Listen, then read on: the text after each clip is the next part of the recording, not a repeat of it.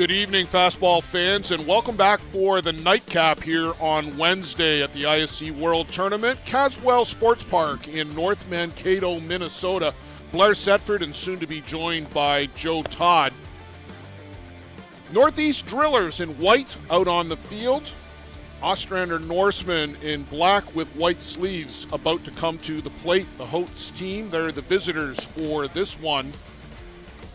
Julian Fernandez will lead things off for Ostrander. Tom Check, Tyler Johnson from the USA national team, Francisco Lombardo, Valdy Turkelson, Tawera Bishop from the New Zealand national team, Ryan King, Australia national team, Spencer Yackel, and Ivan Sachs.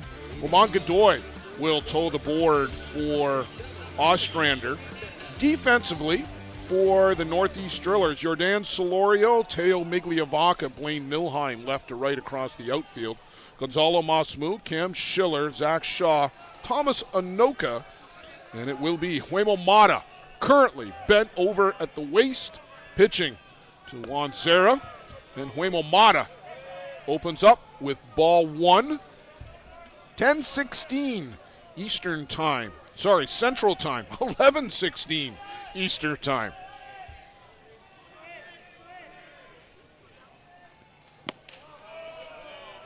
Fernandez at the plate, been in the leadoff spot for Ostrander. They took out the Sebringville Sting 7-0 on opening Saturday. And then on Monday, in a real good ball game against the Sandlot Merchants, and this one had to be carried over due to weather. It was the late game that night, and it was the early game the following morning.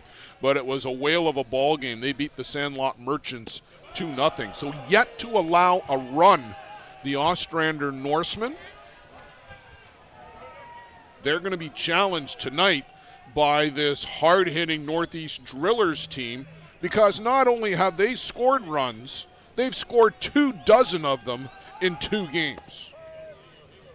They rang up a 13 spot in their opener against the Wabash Sting, and then they beat the Waterdown Hammer 11-0.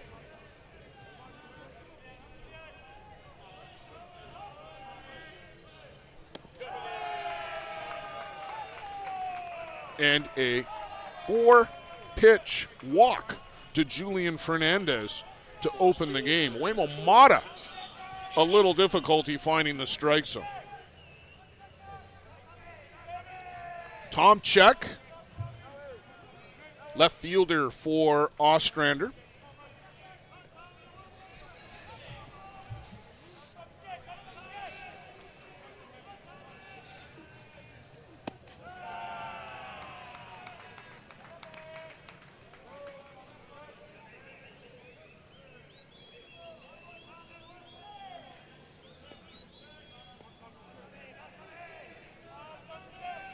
Tom's still looking for his first base hit. He's picked up a couple of walks and trying the bunt, and bunts that one foul. So electing to go early to the small ball, and not a bad idea against this Drillers squad where runs are going to be at a premium.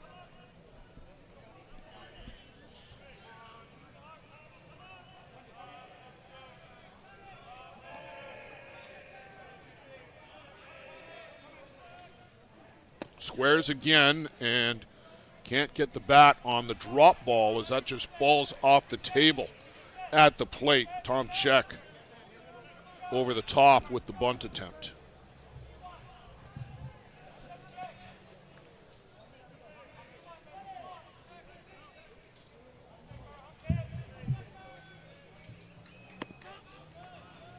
Just outside.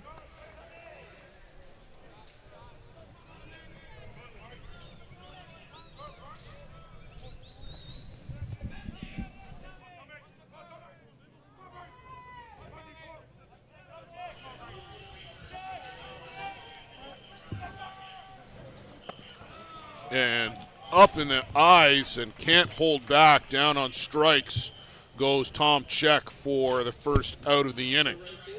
That'll bring up USA national Tyler Johnson.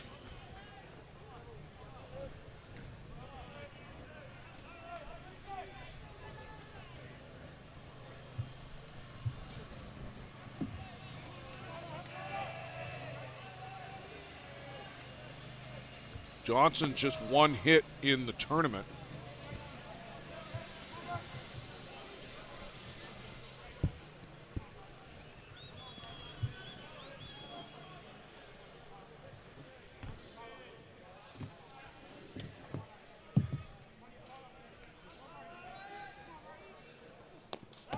And that one gets past Juan Zera, and trotting up to second base goes Julian Fernandez. A wild pitch from Huemo Mata. He'll go out and have a chat now with his pitcher. Scott McLaren, our home plate umpire, accompanying Zera out there just to ensure that the conversation is about signals, but unless McLaren speaks Spanish, they could have one over on him pretty quickly. Dos cervezas, por favor. So, Blair, what time did the 8 o'clock game start? 10:16, Joe. That one is fouled off. Throw in a couple of extra inning games today, folks. The usual length of time it takes to play 7-inning games. If you weren't with us, 1, shame on you. 2, you missed ISC history.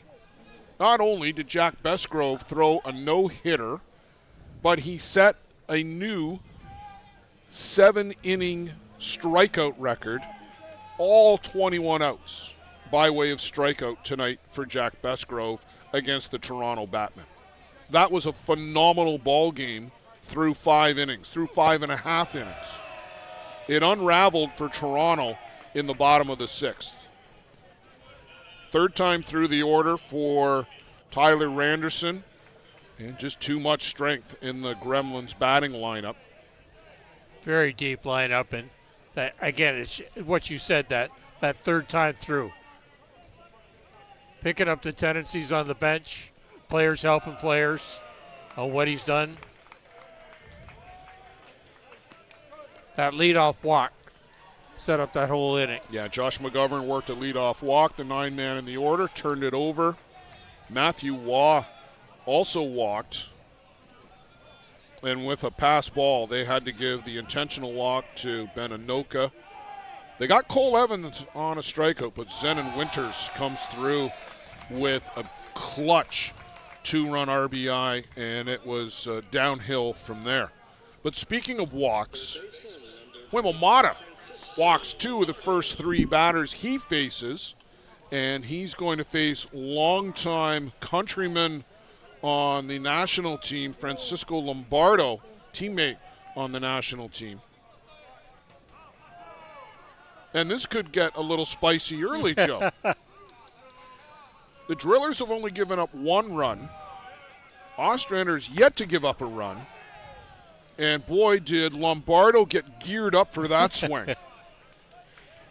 He took a little mini step backwards, and then the weight transfer forwards through the hips, and he was in full gear going after that first pitch. Thank God he had his shoes tied up.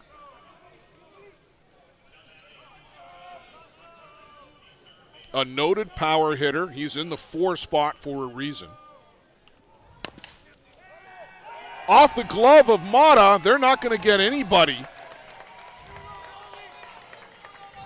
And the bases are loaded here, Joe. And in trouble already are Huemo Mata and the Northeast Drillers with Valdi Turkelson, the designated player, coming to the plate. Good start for the Ostrander Norsemen.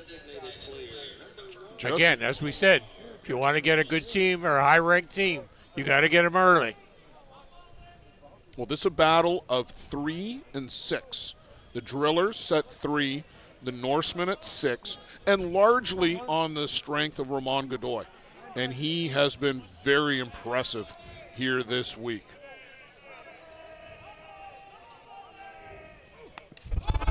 Foul straight back to the screen. Turkelson had a good go at it.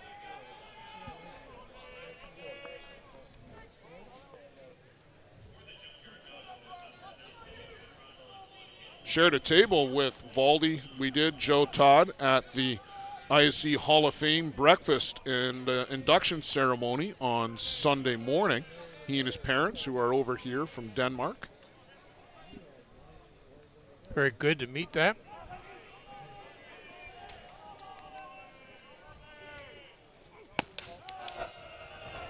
Well, that was interesting. Squared to bunt with the bases loaded. Just a little show me. 1 ball, 1 strike.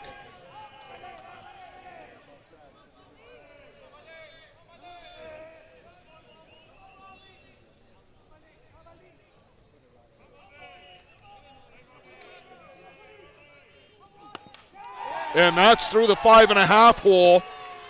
Here comes 1, here comes 2 standing, and Valdi Turkelson with a 2 RBI single. And the Ostrander Norsemen, Joe, jump right out in front here in the top of the first. Great start there. Good clutch hit there by Turkelson, sorry.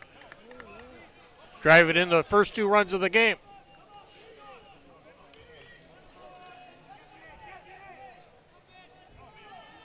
Willing to go the opposite way with it and paying off for Valdi Turkelson. Taruera Bishop to the plate. This one is up and in on the big catcher from New Zealand. Bishop, Joe, in the game that we did with Ostrander on opening night, 4 for 4. Real good power hitter. If you happen to make a mistake and put that ball up in the letters. He went after that pitch. Oh, boy, did he take a good cut at that. There's a couple of guys here who can lose balls in a hurry in Lombardo and Bishop.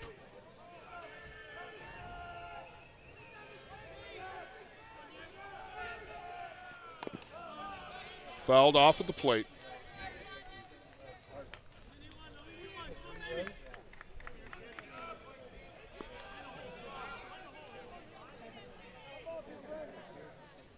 One ball, 2 strikes to Taruera Bishop.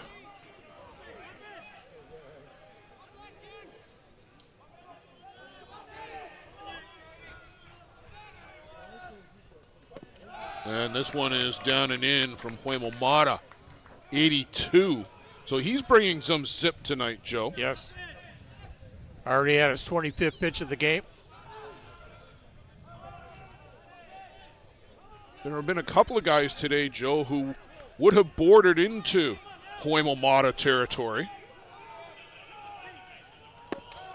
And this one misses down and in again. Earlier we had an 11-inning affair. Eric Chaparro went all 11 innings, and he was into the, 130, 140 pitch range? Yeah, 141, I think. No hitter after 7 innings. Steve Norman for Grand Prairie was well over 100 pitches in that 9-inning game that Grand Prairie dropped to Team Marquez.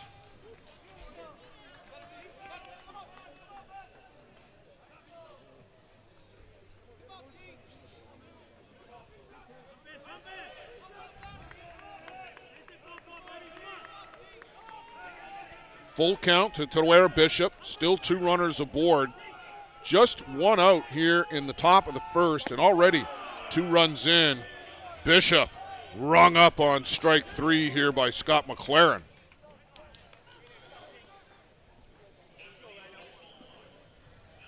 Just have to be a little bit more aggressive, especially you want to protect that plate with 2 strikes. Ryan King from the Australian national team. Even though Mata's struggling, he's always going to be around that plate.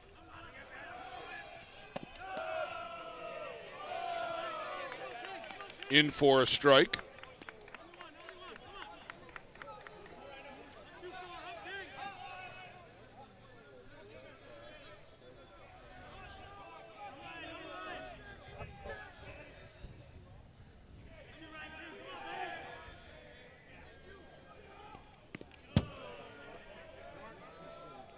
Change-up from Mata, and Ryan King well out in front on the front foot.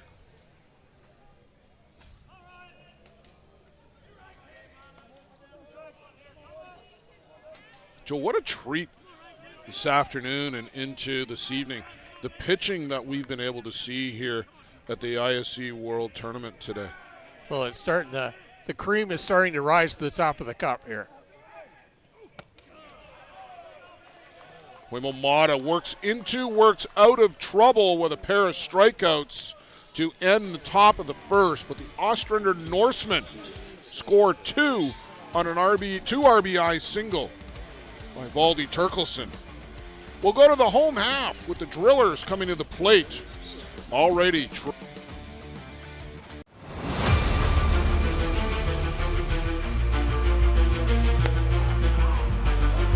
called strike 3, the outside corner. They weren't out of that.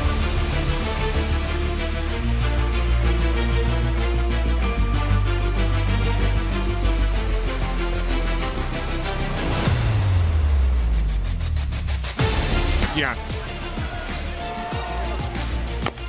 High in the air, Viavazo comes to get it, and the Chiefs are back to the top of the mountain.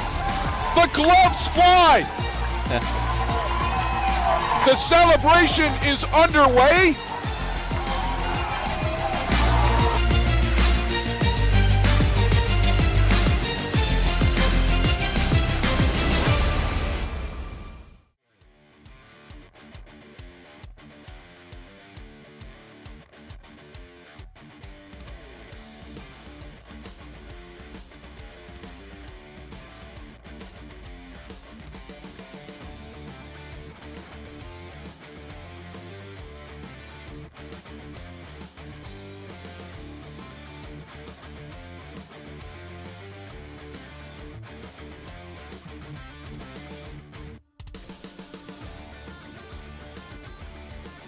Well, some work to do right off the hop for the Northeast Drillers, and here's the batting lineup that's going to undertake the task against Roman Godoy tonight. Teo Migliavaca, Blaine Milheim, Jordan Solorio, Juan Zora, and then Cam Schiller, Marshall Kronk, the DP, Thomas Anoka, Gonzo Masmu, and Zach Shaw in the 9 spot for the Drillers tonight.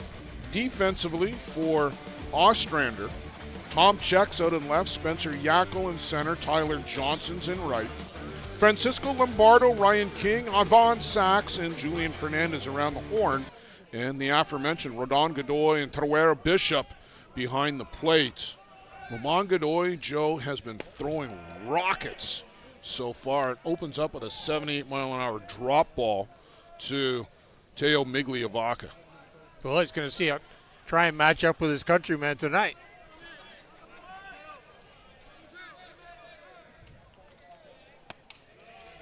In for ball 1.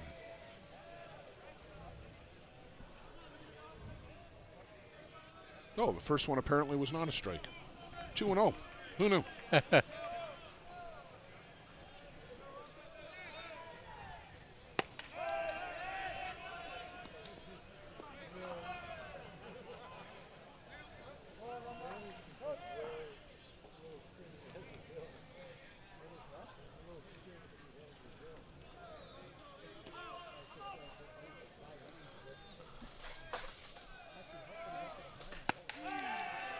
And he brushes back Migliavaca with that one, but 3-1 now the count.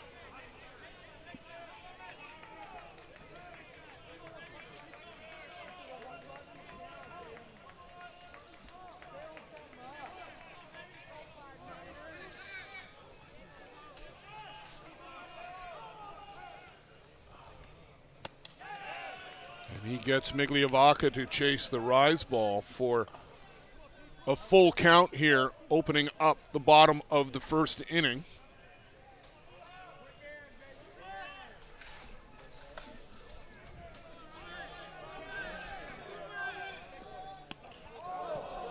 And that one catches Migliavaca on the hand. McLaren is somewhat skeptical. Take a quick look. I mean, this is a hard call Yeah. for the umpires. You can ask for help. When he absolutely got that on the elbow.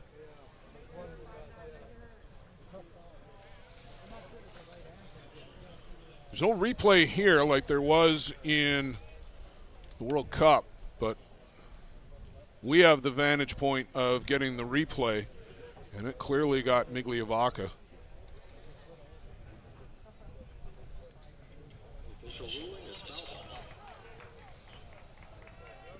Tough call for Migliavacca.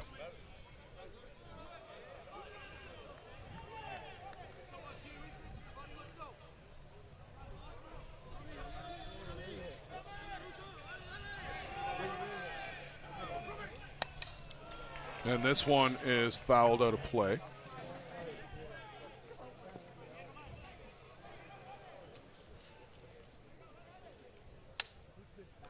These two will face off against each other in the Argentina League. Roman Godoy plays for the Don Bosco squad. Teo is on Talares. So it's not like they're on the same team, nor is this their first at bat against each other. I would imagine it's a pretty competitive league, too. Oh, yeah. And maybe a little justice there for Teo Migliavacca as he gets aboard on the walk after getting hit by the pitch.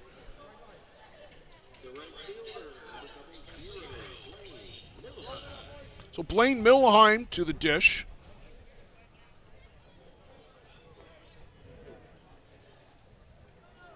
Blaine patrolling right field so far for the Drillers in the World Tournament.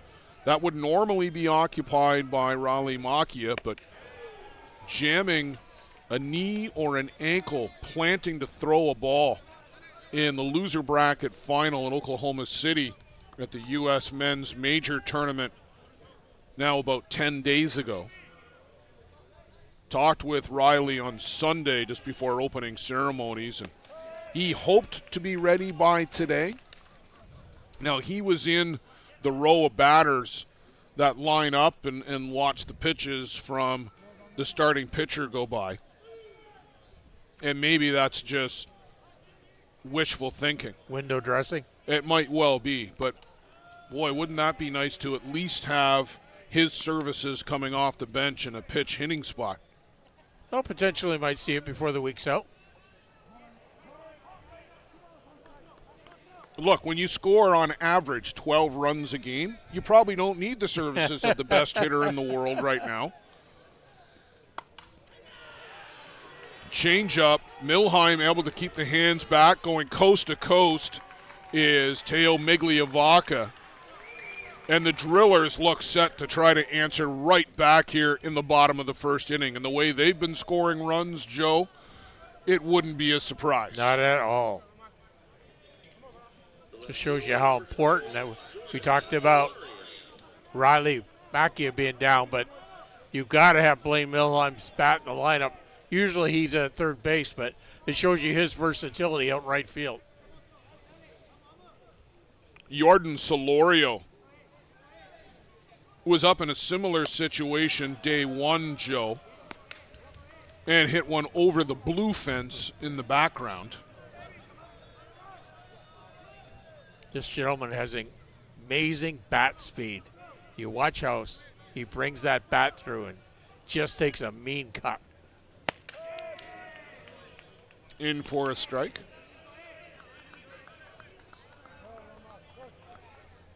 Godoy with the Hill United Chiefs last year, a key piece in their run to the title. They do not win that championship without a huge contribution from Roman Godoy. Slices that foul into the screen. 79 on that pitch by Godoy. He and Mata are going to be in the same neighborhood all night long.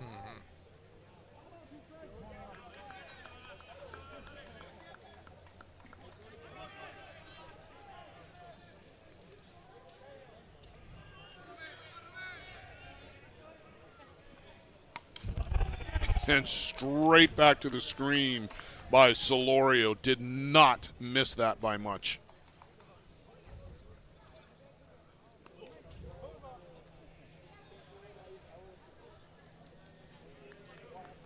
What an exciting time, Joe, to be a fan of Mexican men's fast pitch softball. Some of the players that they've got on the go: Yordan Solorio, his younger brother Emiliano. Carlos Parra looks like a real up-and-coming pitcher as this one's flared, but that's going to go foul down the right side. Villavazos. Yeah, Lenny Villavazzo is phenomenal.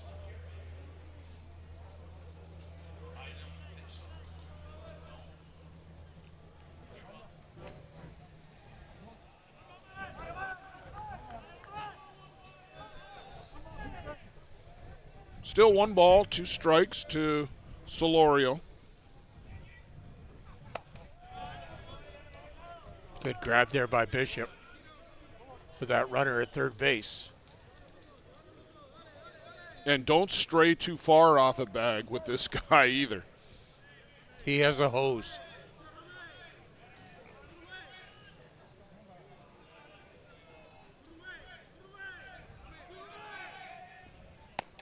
Chases off the plate, strike 3. Down goes Yordan Solorio. That's a great pitch right there from Ramon Godoy, getting him to chase. You see Bishop rather, move to the outside part of the plate and right to the glove. Zera at the plate and in for a strike. Good pitch location on the outside corner of the plate.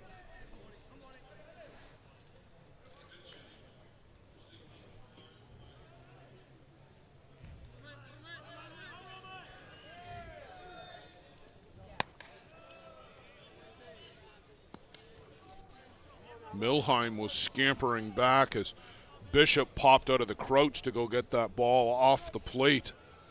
But that left him in pretty good throwing position after first.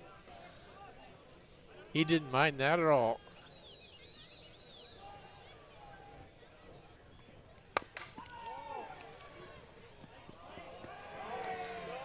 I can't believe King got to that as hard as it was hit.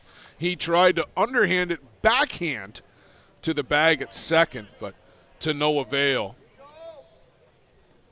RBI single for Juan Zera. Well, cut the lead in half.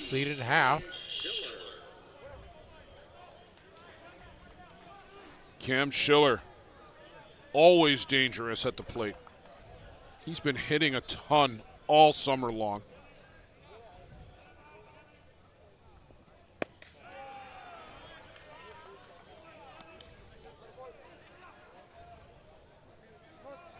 Joe, while we got a chance too, I just want to give a big thank you to Ron and Amy Hackett. They came to our tournament in Mitchell early or mid-June, I guess, but it was early in the season. But they made the commitment to come to the tournament last November.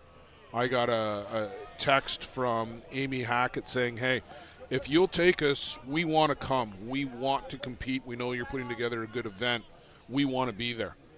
It strengthened our event, too. It's a great tournament we had in June. The ISC qualifier was top-notch. Schiller fouls this one back out of play.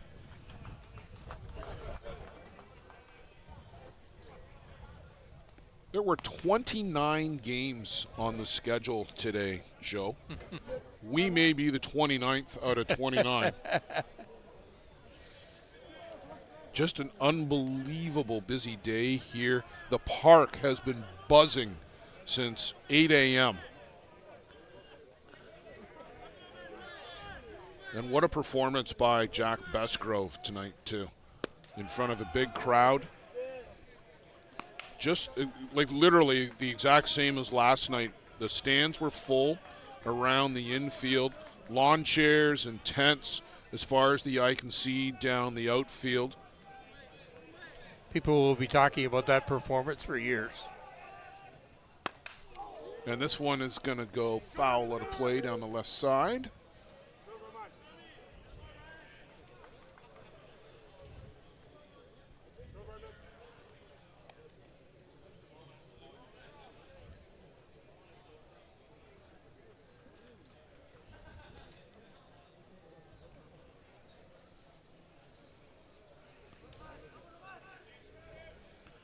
Godoy gets a ball back in that he likes.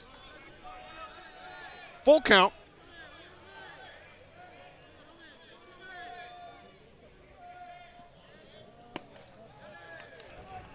And just off the inside corner, Ramon Godoy is taking a long stroll out to behind the circle with his back to the plate. He would want that pitch undoubtedly, Joe, but bases are loaded just like his counterpart, Huemo Mata, faced in the top of the first. We're going to get the same situation here in the bottom. Marshall Kronk, designated player for the Drillers.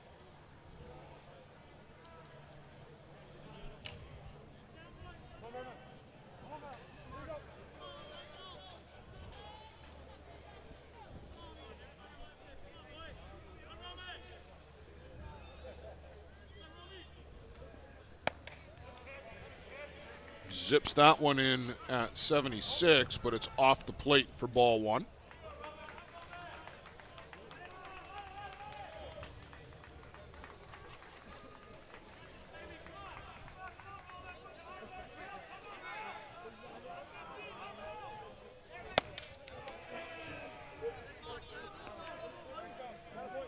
And that one, I guess, Joe, just a little high. Little high.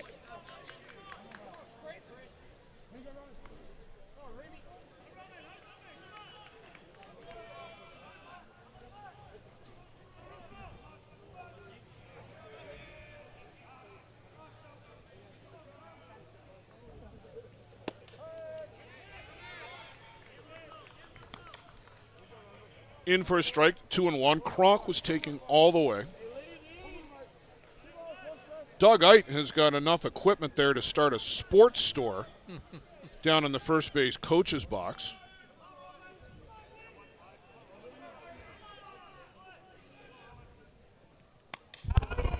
Oh, and foul straight back to the screen.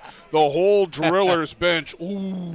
The whole sound effects is just perfect there. Yeah, yeah. You get that with a lot of the Kiwis, too. When you listen, you could just close your eyes and listen to the Black Sox play, and you almost know what's happening by the sound effects.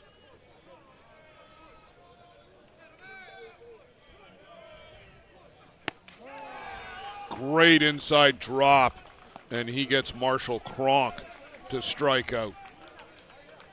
Perfect pitch under the hands for a guy of Marshall's size. Yeah, great location. Not going to touch that pitch.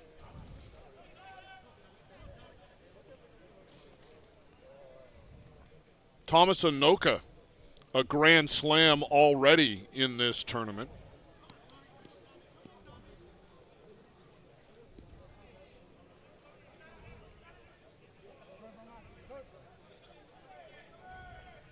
Trying to remember back over the years, and I don't think Thomas has had a lot of great luck against Ramon Godoy. Nothing sticks out of my mind, at least anyway. Bishop go out to have a word.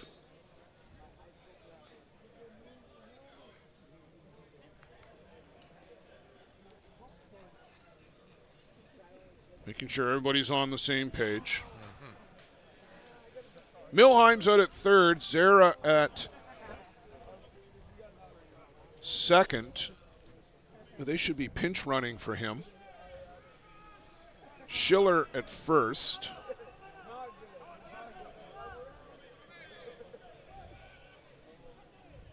That'll be Marshall Kronk. Kronk is supposed to be out running for Zera. That's got to get enforced. Yes. That is mandatory. That needs to be enforced.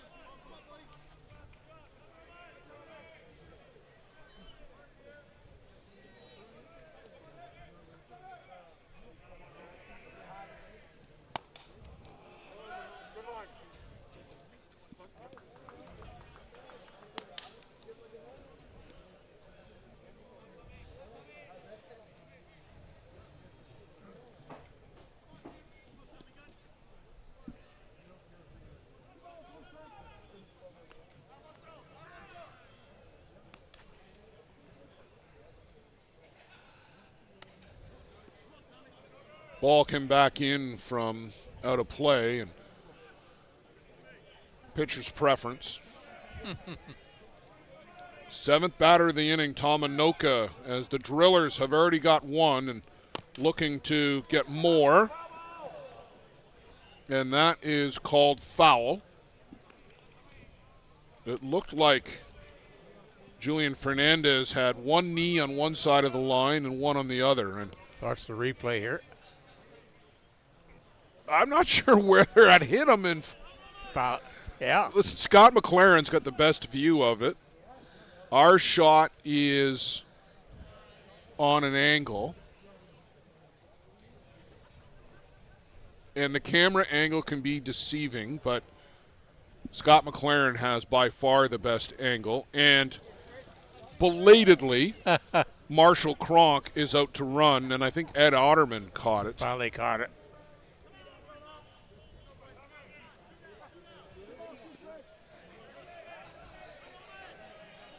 Cronk showed more speed going out to the bag than I've seen from him in quite a while. And that's just off the corner.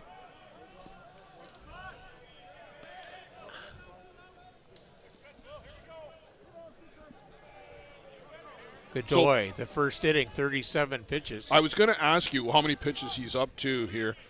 Full count to Thomas Anoka with the bases loaded. And chop foul, and another ooh from the Drillers dugout.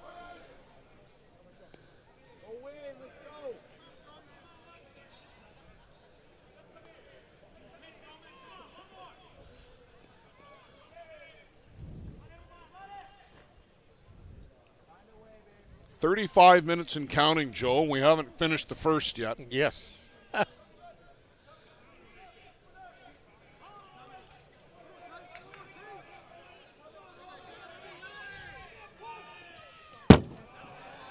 And that's ball four. Walked in a run. Blaine Milheim trots in to tie the game. And whatever Bishop was expecting from Godoy, I don't think that was it, because he never even came close to getting a glove on it. Third baseman, number 66, Anoka picks up an RBI the easy way. Game is tied now. Gonzalo Masmu, the 8th batter of the inning.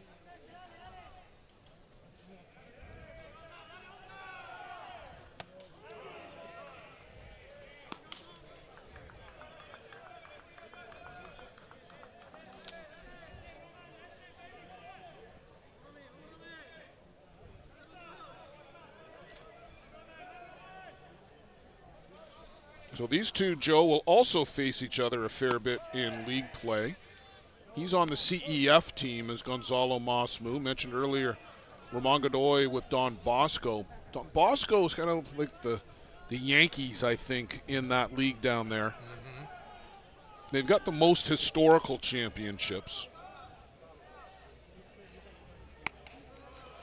Great grab.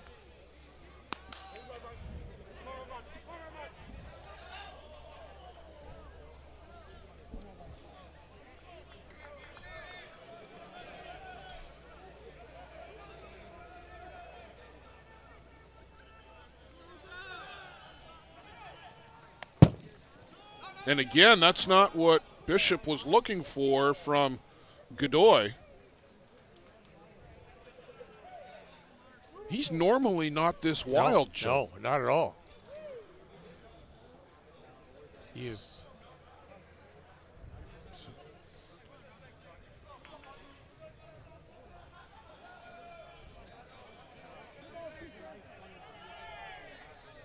Two balls, two strikes.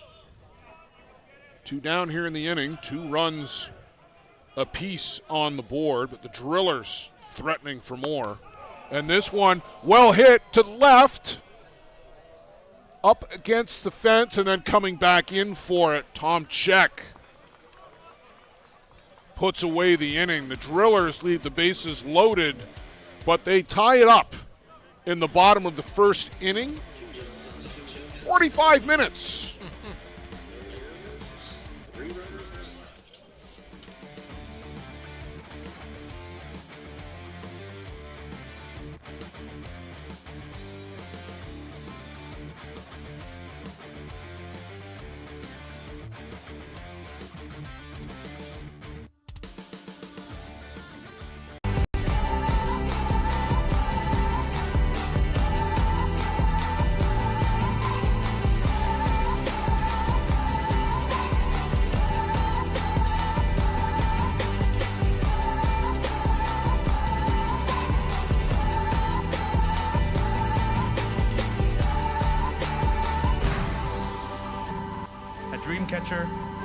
inch by inch, we'll fight to make the lives of First Nations people in this community, this province, and on this continent better.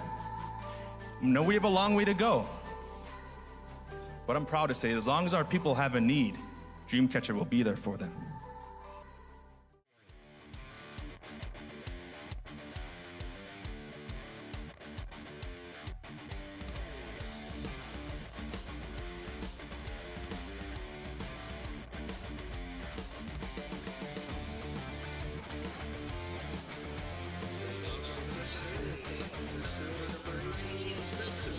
Spencer Yackel to lead things off, then Yvonne Sachs, and then back to the top of the shop for Julian Fernandez for Ostrander to face Huemo Mata.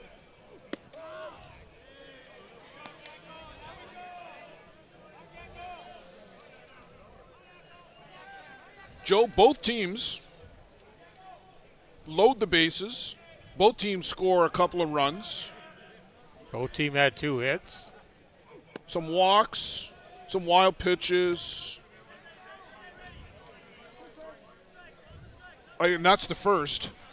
Yeah. I don't know what else to expect here from this one already. We've already had half a game's worth of action. We didn't get anything like this in the Gremlins game until the 6th.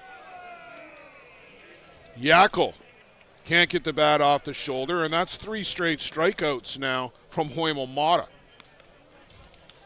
Second baseman number 16, Sachs.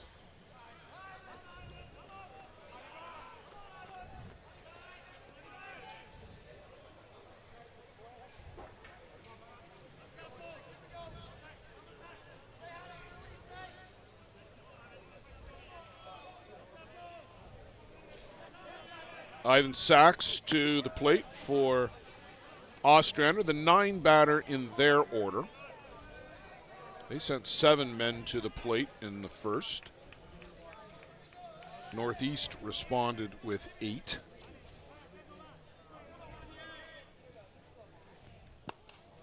It's a little flared on the right side, giving chase, and making the grab is Thomas Anoka. And Joe, you talk about guys with versatility.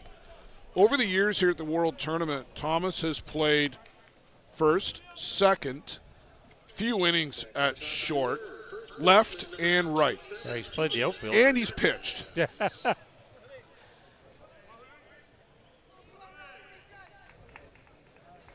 So Mr. Versatility, Thomas Anoka. Back to the top of the shop for Julian Fernandez.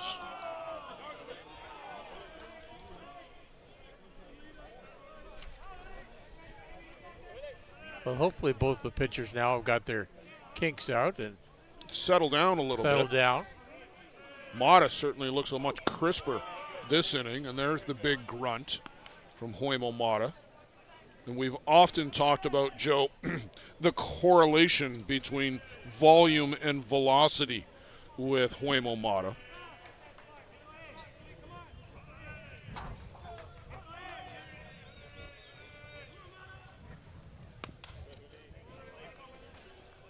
Good bit of hitting there by Fernandez just to lay the bat out. Couldn't keep it fair, however.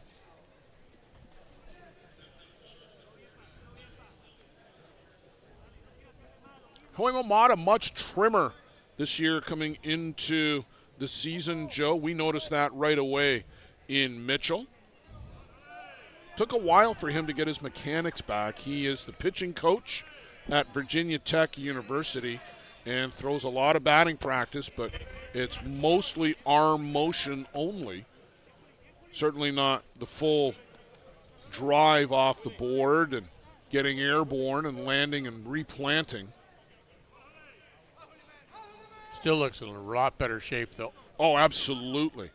But he's got the mechanics back now. There's no doubt about that. What a great pitch there. Tied up the hands of Julian Fernandez. A 3-up, 3-down inning for Huemo Mata, the Northeast Drillers. A much quicker top of the second inning. We'll go to the home half, and we'll see if Ramon Godoy can respond in kind. A metal roof lasts a lifetime. Thousands trust Metal Roof Outlet to install stylish, stone-coated metal roofing that looks just like traditional shingles. Make a smart and worthwhile investment for your home with Metal Roof Outlet. Contact us through metalroofoutlet.com to get a quote for a roof replacement anywhere in Southern Ontario. Because when you trust Metal Roof Outlet with your roof replacement, it may be the last time you ever replace your roof.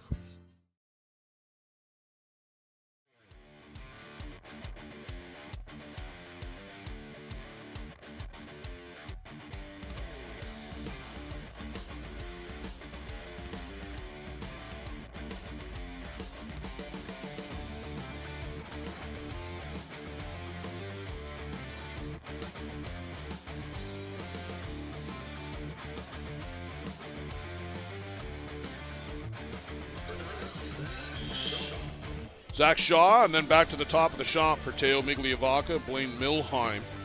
They've got the 2 runs for the Drillers in the bottom half of the first. Shaw, who's been a real threat, Joe, down in that 9 spot. He could hit higher in the order, but he is a hidden gem down there for the Drillers.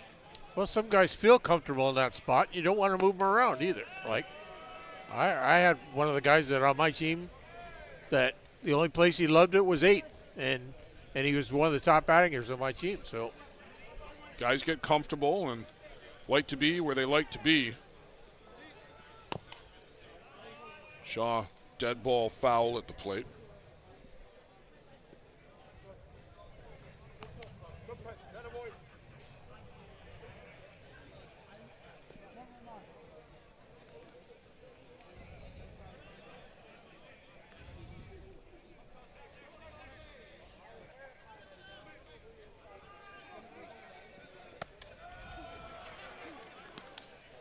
That one misses.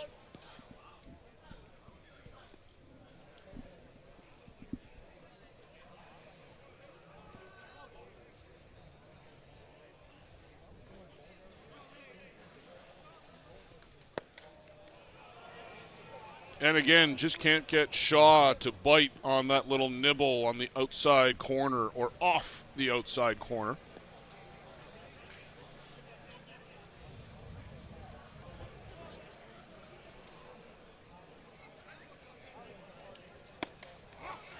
And in tight from 1-2 to 3-2.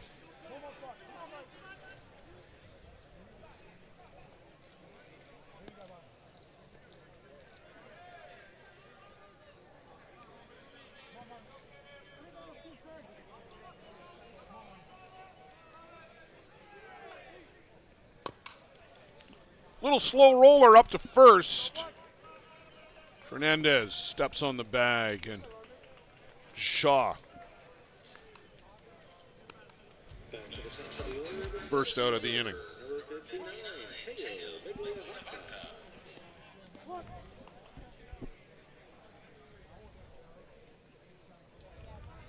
Migliavaca walked, came around to score.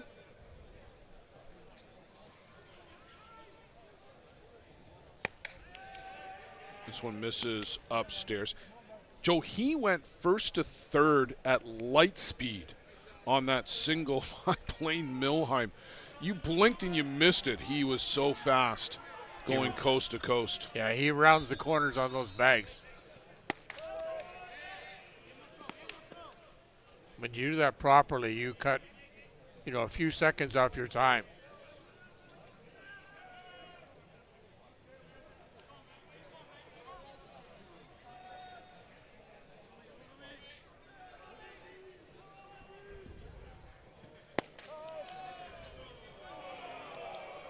This one in for a strike. All of the umpires in the Drillers dugout disagree.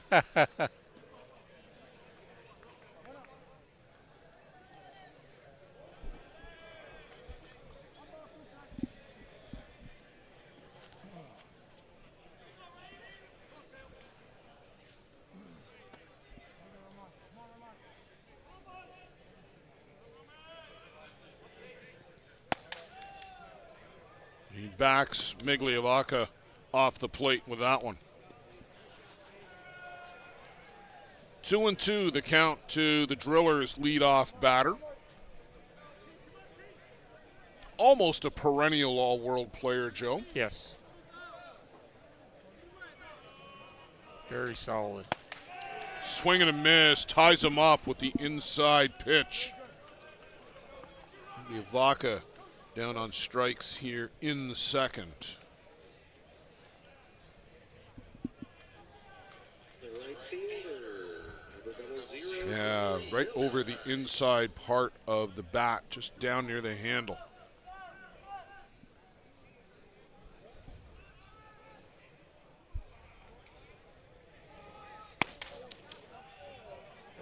Milheim looks at ball one.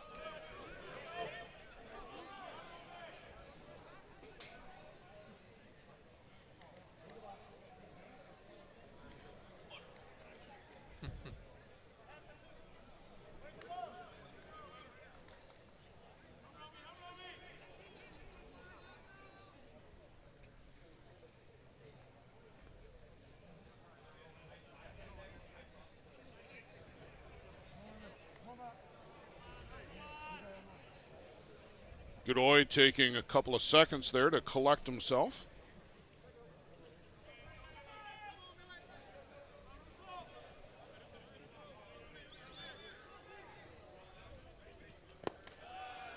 And this one misses down low. So 2-0 to Blaine Milheim, a good hitter's count.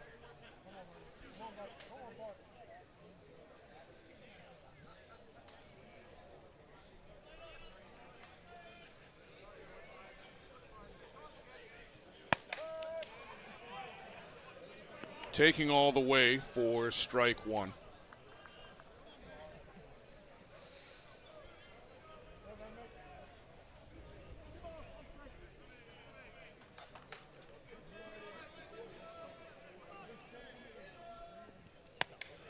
And make it 3-1 here as Godoy, a bit of a nod of the head. Yeah, that wasn't the pitch that I wanted.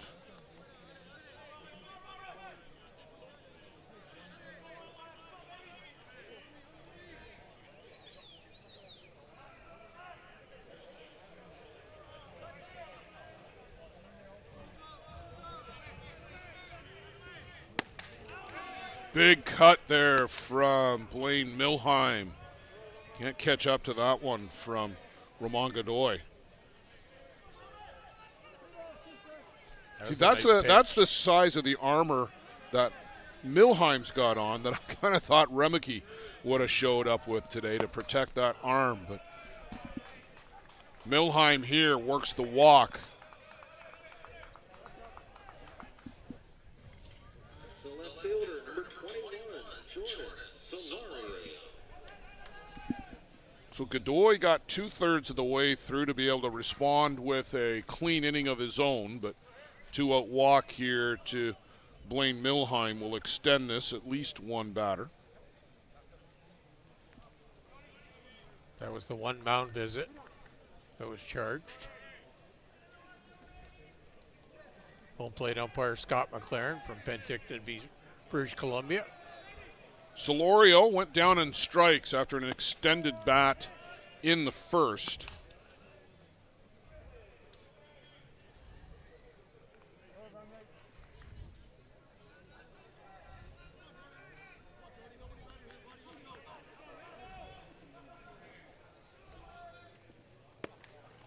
Snap throw down, and you got to be so careful with Tawera Bishop.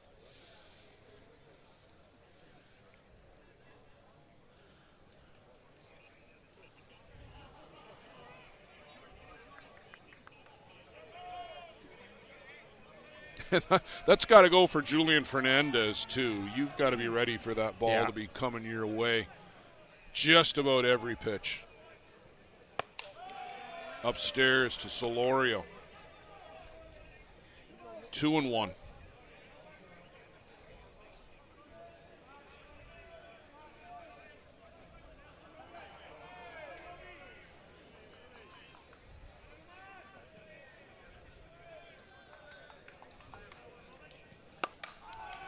Laced out to right, backpedaling, And making the grab out there is Tyler Johnson. That ball was carrying on Johnson a little bit here in the night air.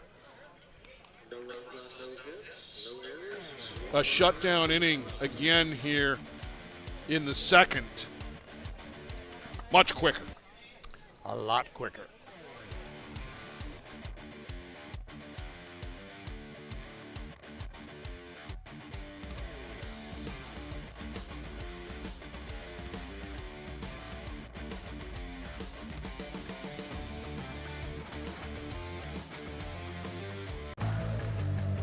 Let's talk about a local one-stop shop. Live Well for Life is just that, a fitness, nutrition, and therapy facility all under one roof. Located at 3878 Wellington Street in Mitchell, Ontario, you can get so much done in just one visit.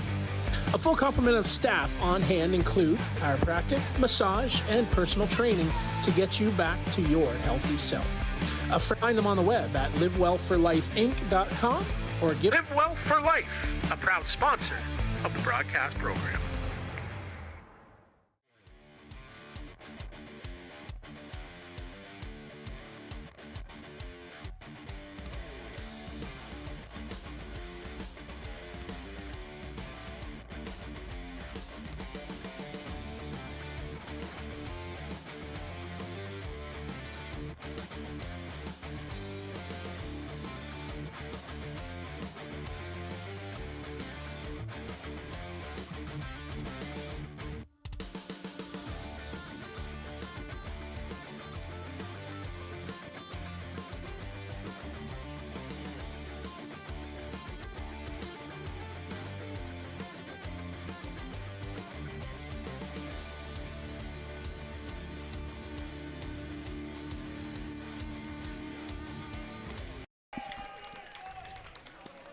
First pitch, leadoff single for Tom Check here in the top of the third inning.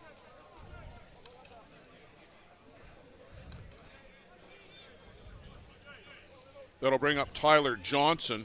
Johnson walked and scored in the first. Turns to square, stabbed at it though, and just fouled it down.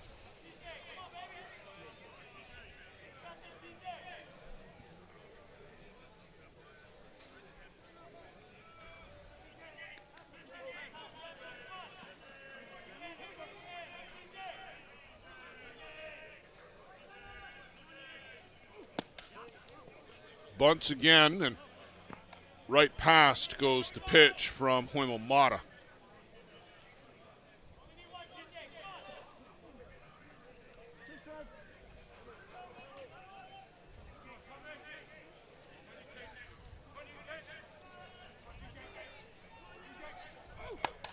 And this one is lifted out to left. On the run, Solorio over into foul territory, and retreating back to first goes Tom Check. That's a good run out there by Jordan Solorio to go get that ball way over into foul territory.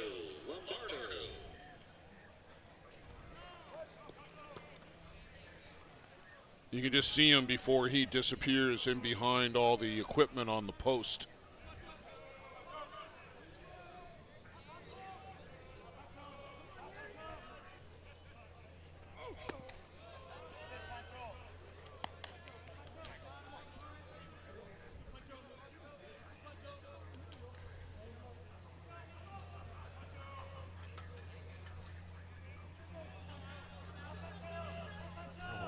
Top of the first.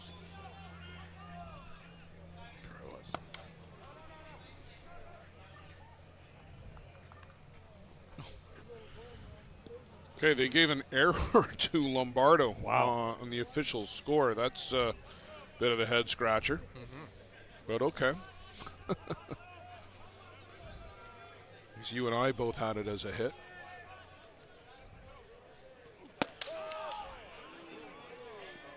I think Lombardo was trying to sell that one was inside, but boy, it wasn't that close.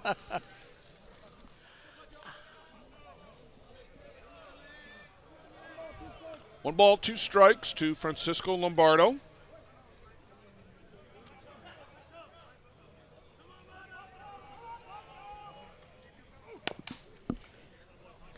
reaches out and yanks that one foul on the left side.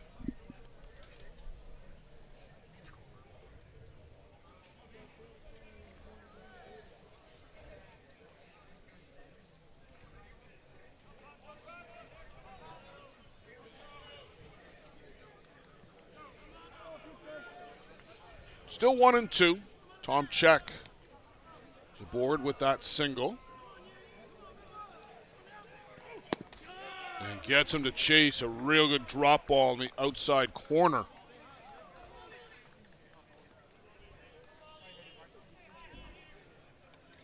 The designated player, number 1, Valdemar Turkelson.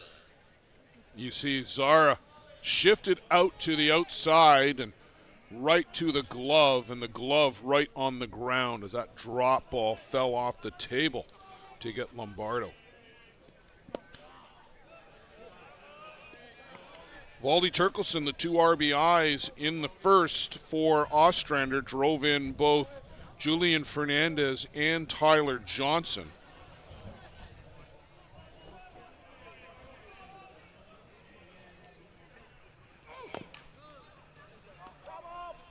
Foul ball down the left side.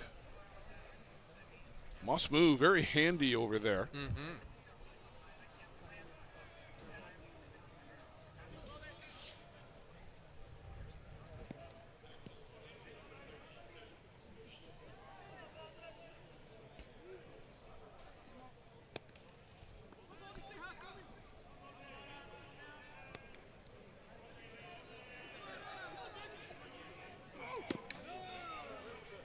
Had a notion to go after it.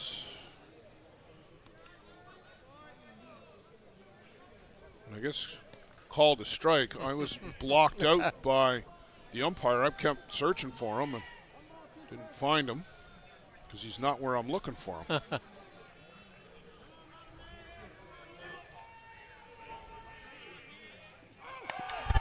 On the move was Tom Check and fouling that straight back to the screen.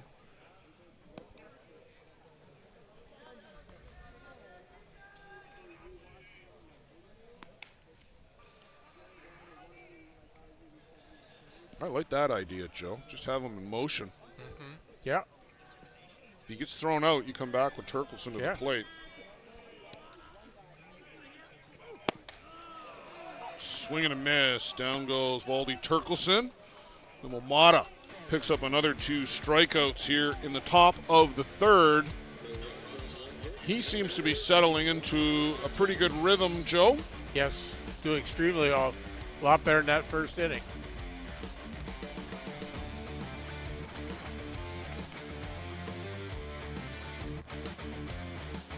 How confident are you in your organization's security posture? If your answer isn't 100%, you're not alone. Most organizations aren't doing enough to protect their data, and they know it. With Armitage Technology, you can stop worrying about IT security issues so you can focus on moving your business forward. Our experienced staff monitor and maintain your IT infrastructure to keep your business running. Visit us at armitagetech.com and make your technology work for your business.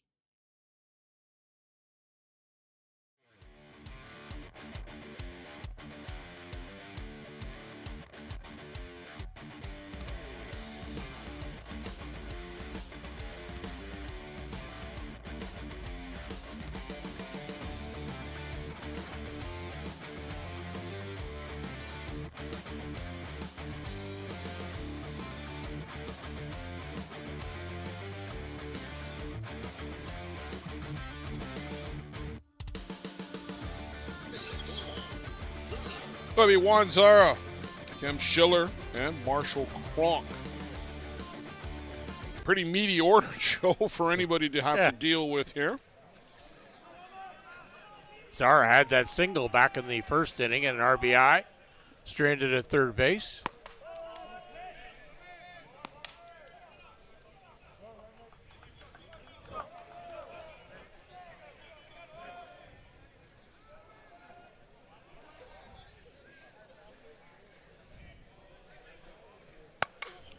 This one is lifted out to right. Took him a minute to find it, I think, but Yeah. Tyler Johnson settles under it and makes the grab. Oh, a little misty up there, or was it above the lights? I think it got up there. I don't know if it got above the lights, but certainly it took him a minute to find it. You saw him throw the arms out.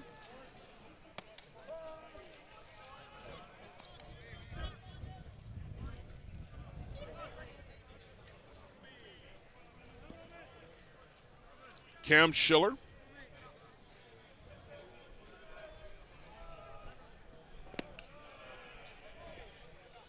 Walked back in the first, got as far as second.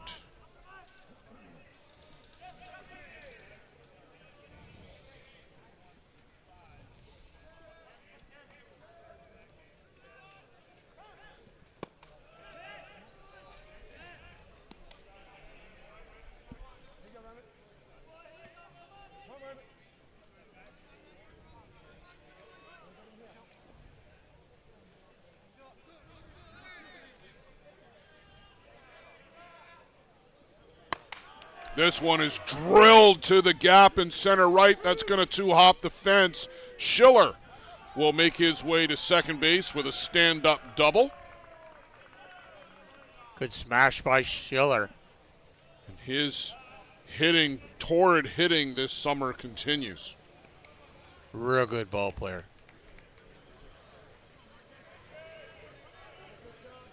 Cam announced his retirement from the U.S. national team, Joe, and sometimes that's a prelude to guys packing it in for good. Let's hope that Cam Schiller sticks around here on the club circuit for another 2, 3, 4 years. Yeah, I would hope so. Still got a lot to give. Bishop wants to make sure that he's getting credit for the signals meeting, but Ramon Godoy stalked away from that pretty quickly, and I think there was a bit of a smile on his face. Maybe. I'm not sure. I'm not sure, yeah.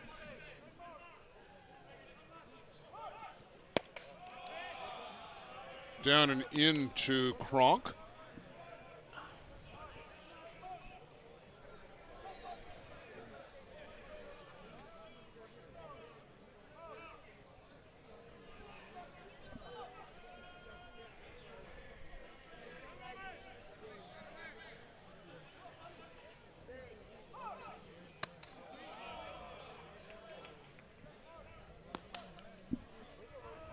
Can't get him to chase on that pitch up and out of the zone.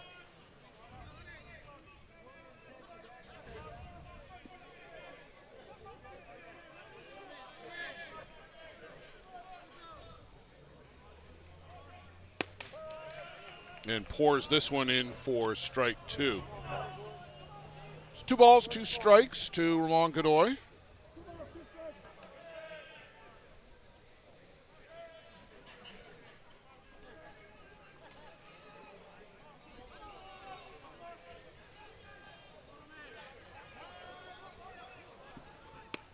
And a change-up and a beauty.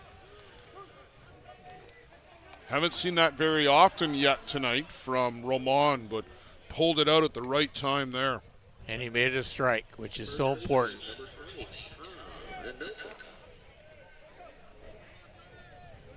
Tomanoka. RBI walk with the bases loaded.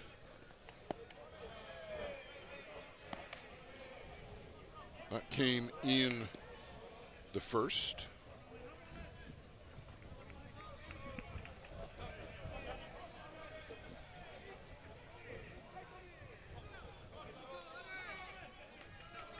Just a hint of a breeze picking up, Joe, blowing in from center.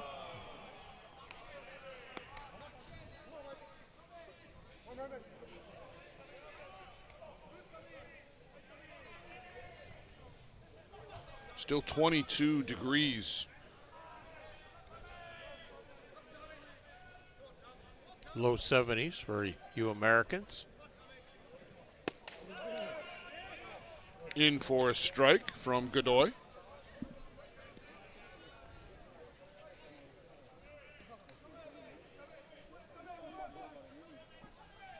Schiller out at second base. He had the one out double. Lamont Godoy trying to work around that and keep this ball game knotted at 2. Nice pitch. Great movement on that drop. How many sets of signals do these two Yeah. have?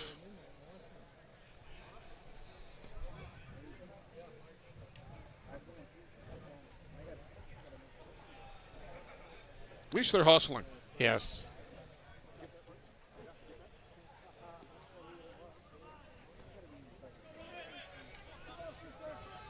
Two balls, 2 strikes, 2 out.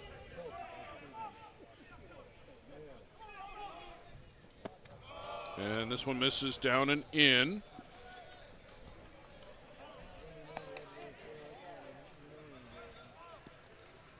Do you get the sense, Joe, that Godoy and Bishop are still not on the same page? Yes. Yes. They're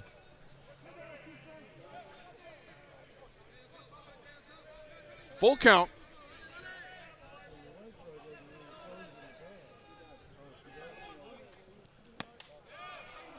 And ball 4. Godoy didn't get the call that he wanted. 2 walks on the evening for Tomanoka. 80 pitches for Godoy. 3rd inning. Still yet to finish the 3rd inning.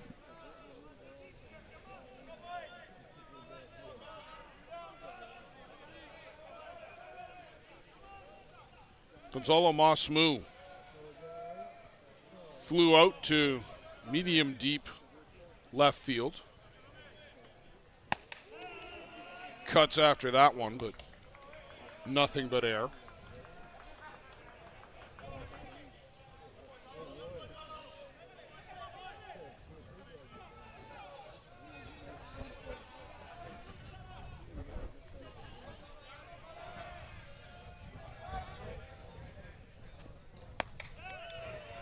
And can't catch up to that one again on the outside corner. And after seeing Masmu yank that one to left, Joe, they're exclusively working away so far these first couple of pitches. Tomachek's playing way off the line.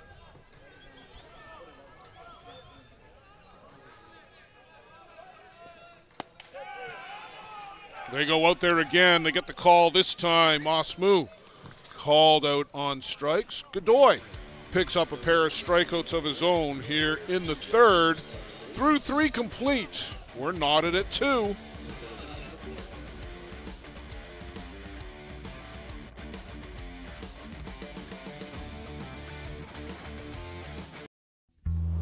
This business was opened in 1965 by my father, Ned Matiosi.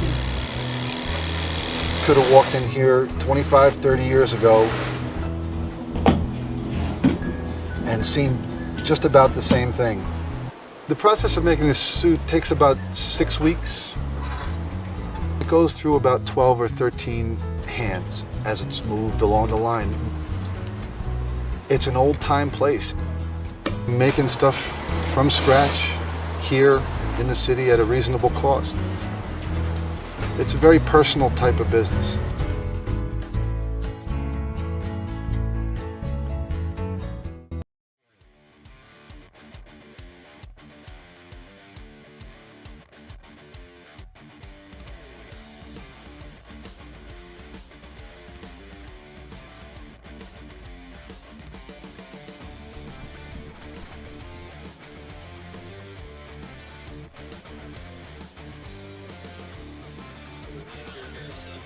Tortuera, Bishop, Ryan King, and Spencer Yackel. 6, 7, 8 in the order for Ostrander.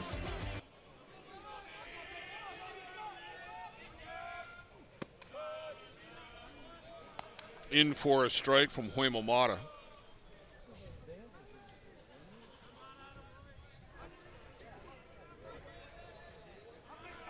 Seven strikeouts already for Huemomata, just into the top of the 4th inning.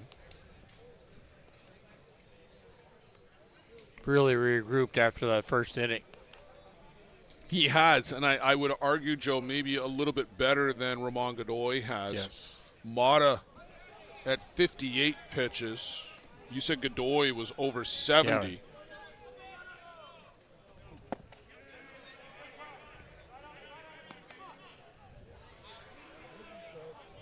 Pitch count a little less important in softball than it is in baseball. The windmill motion a lot more natural. Mata hooked his leg there and almost a wild pitch. Give a bit of a disgusted kick at the dirt.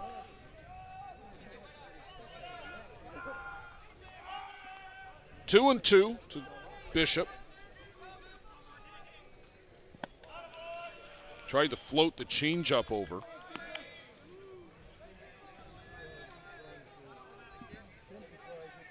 We've seen some real good changeups here this evening, Joe. Yeah, there's some dancy, just real nice ones.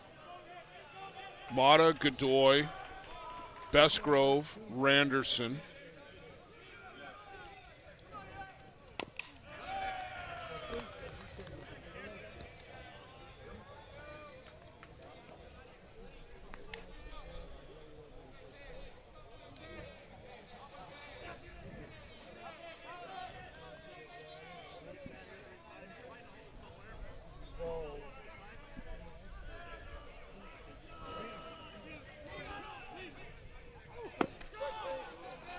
Called strike three. Bishop thought he had worked a walk. That's 3 strikeouts in a row now for Mata. 8 on the evening.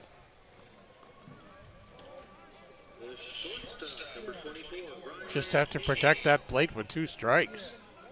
This guy's taking pitches. Ryan King is down on strikes in his first at bat.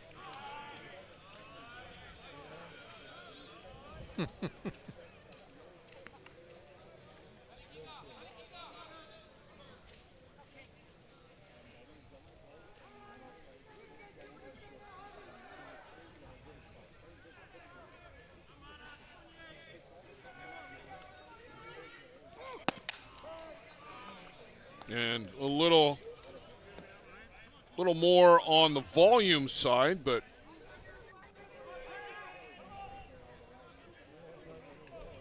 didn't really equate to anything there from Huemo Mata. 76 on the gun there.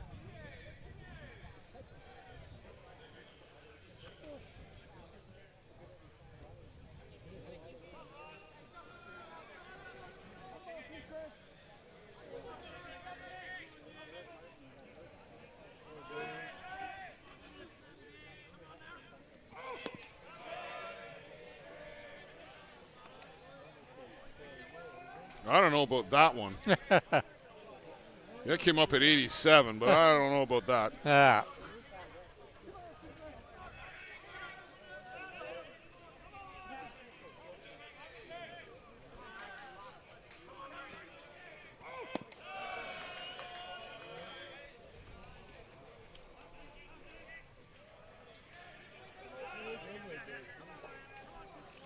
Unless he's suddenly found 10 miles an hour, Yeah. I think we're getting a false positive there. Agree with that. He's never been close to that. Yeah, that. We needed some calibration on that gun.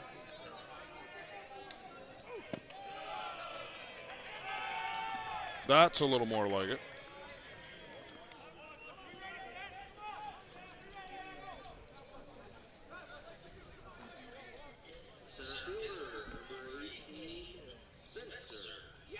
So Spencer Yackel, the walk to King.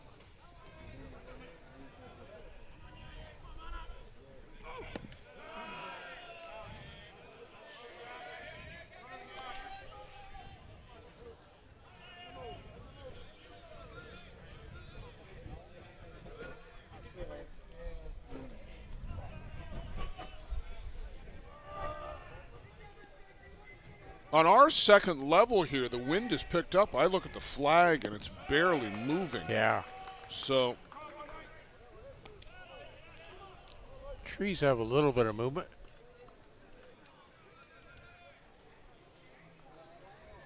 just a fantastic facility here at Caswell Sports Park in North Mankato, Minnesota. I was talking to Brad Walsh, who's the head of the host committee and the head of operations here at Caswell Park, and I just mentioned to him that all of the players that I've talked to, everybody has remarked how great a facility this is. The fields are so immaculately prepared. The grass is trimmed and every day. He's got a great grounds crew. I think I've maybe seen one bad hop. Mm-hmm. It's not even so much as a bad hop, it just came up. Yeah, the one on Owen Torrey earlier. Yeah. But the one. Yeah. There have been a couple of balls that have taken left turns, but it's because they had so much English off them coming off the bat. That one in for a strike from Hoimo Mata. Full count to Spencer Yackel.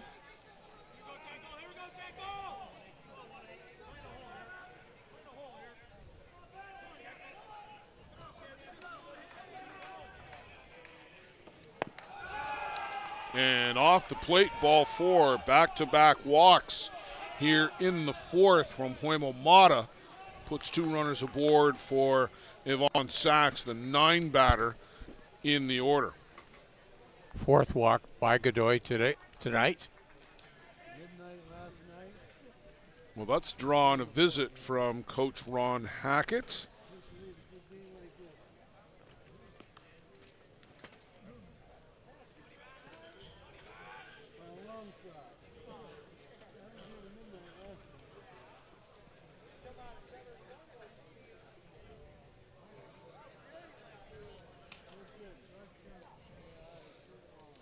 Conversation seems to be more with Zara because Mata's just excused himself from it to go do some landscaping out the front of the circle.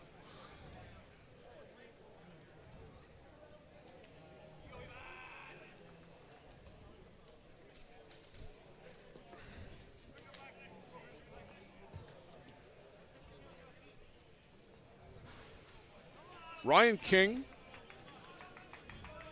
the runner at second, Spencer Yackel at first. They're both there via the walk. Yvonne Sachs now to the dish. Well, we'll see if these walks come back to haunt Hoimo Mata. Sachs popped out to Thomas Anoka in foul territory back in the second inning.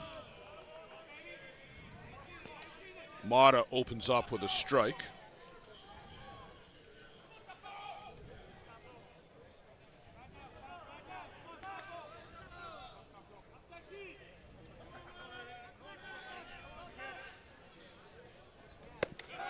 And this one upstairs. So 1-1.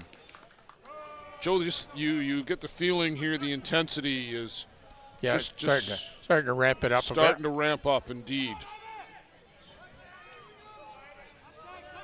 A little bit more vocal from the Ostrander dugout. Oh. And this one is flared out to right. Coming across to make the grab and cut off on the throw. Milheim got the ball in a hurry, but tagging and moving up to third is Ryan King on the play. First baseman number 27,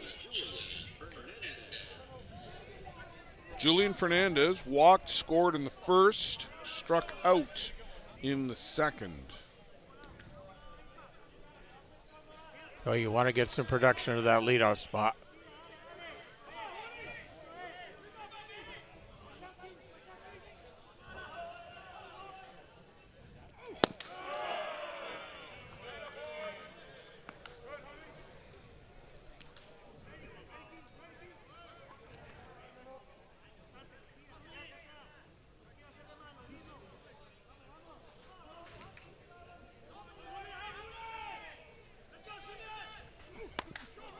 That one is slashed way foul on the left side and actually makes its way over to the diamond to our left.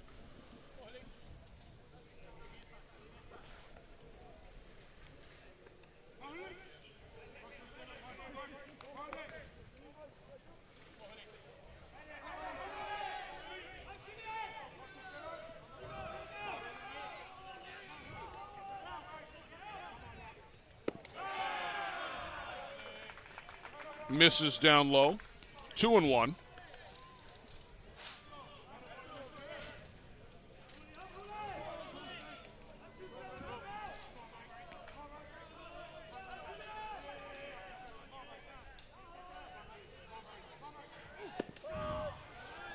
And in for a strike. We'll even it up at 2. Thomas Anoka, every pitch, Joe, he's doing what they were doing with the Black Sox earlier this summer.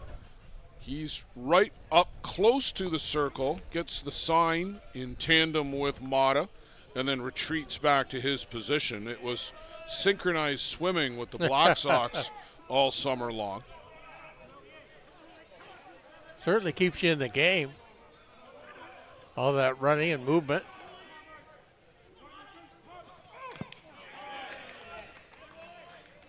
Foul at the plate. It sounded like it went off the chest protector, Yes, Joe. I think so. Little thump there.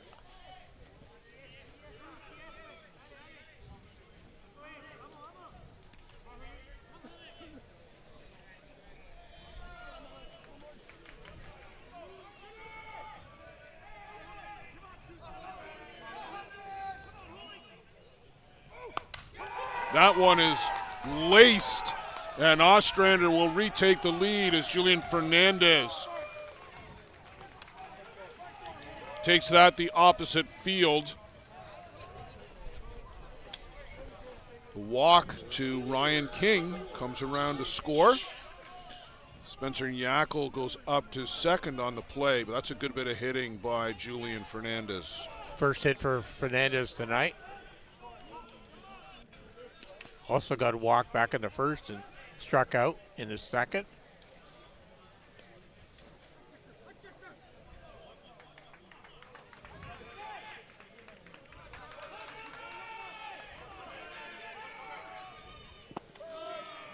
Comes in with a changeup to open Tom Check here in the fourth. An inning ago, Check with a single.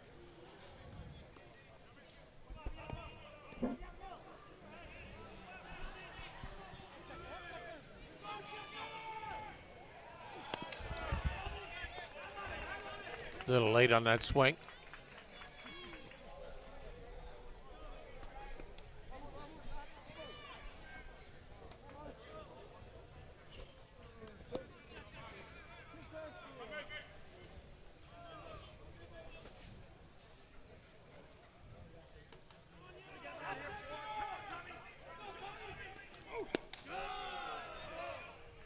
Good take there by Tom Check to not chase that one down in the zone.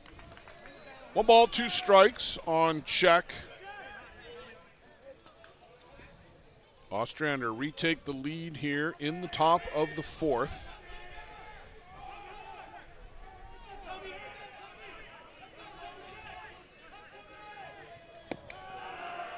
And that one misses down and away. 88 pitches for Huemo Mata and counting here in the fourth.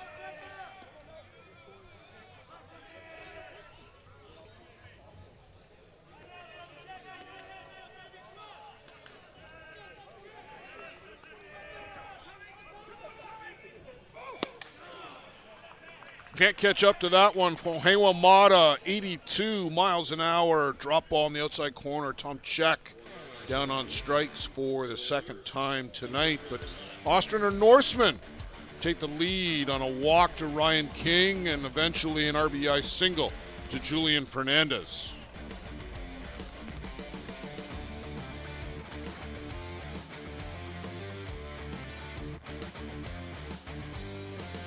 Peligro Sports provides the essentials needed to give your team an edge on the field.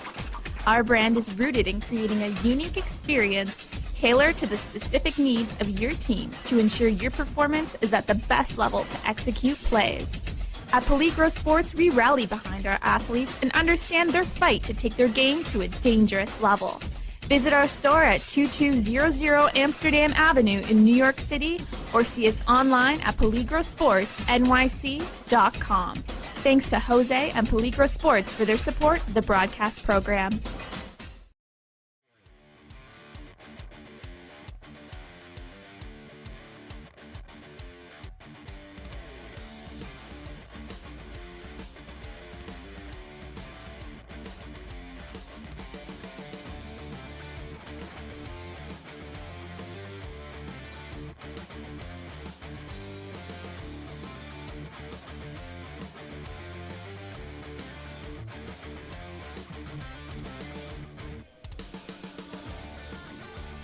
A low hit affair, Joe, although the runs, I wouldn't say aplenty, but they're happening.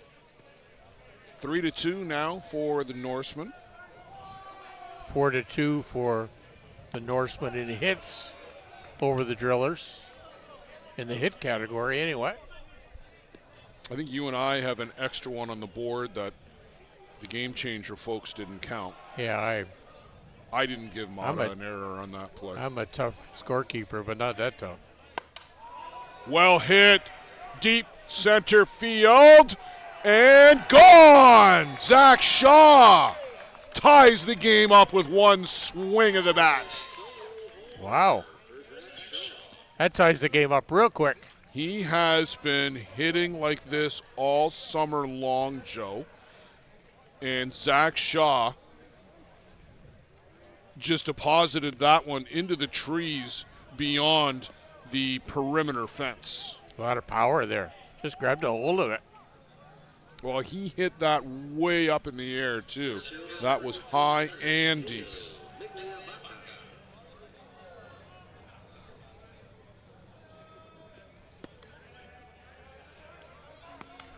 Back to the top of the shot for Teo Migliavaca. And just as quick as you get the lead, they tie it right back up.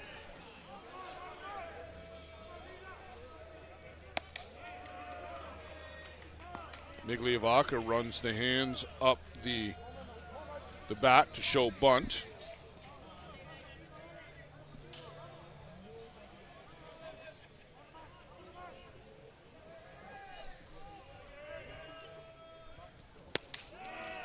Big cut there.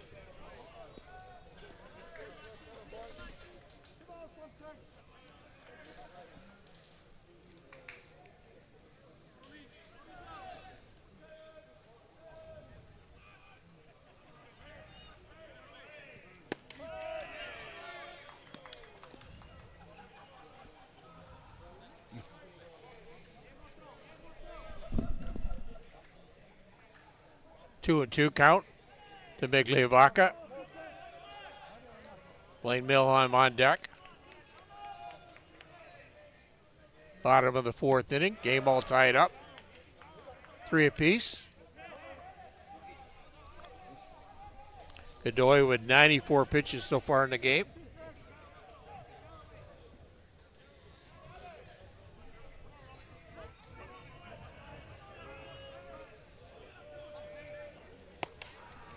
Pitch hit out the shortstop. Ryan King picked it up. Well, he bobbled it, and then he's lucky the screen is right there, Joe, because he rushed the throw he probably shouldn't have made. He was never going to get Migliavaca once he bobbled it, and I think he threw it out of frustration.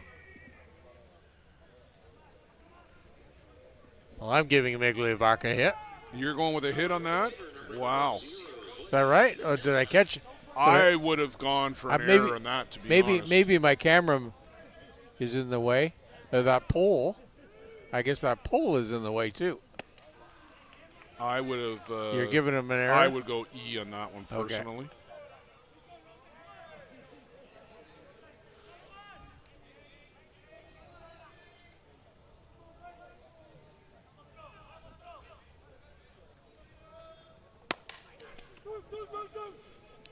Going for two. Beats it out on the back end just. First base umpire Ed Otterman from Kitchener, Ontario. Called him safe at first.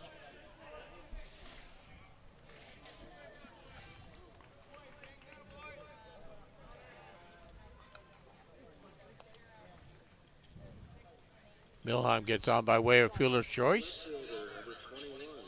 Igliavaca out his second on the toss by Godoy. Back to King.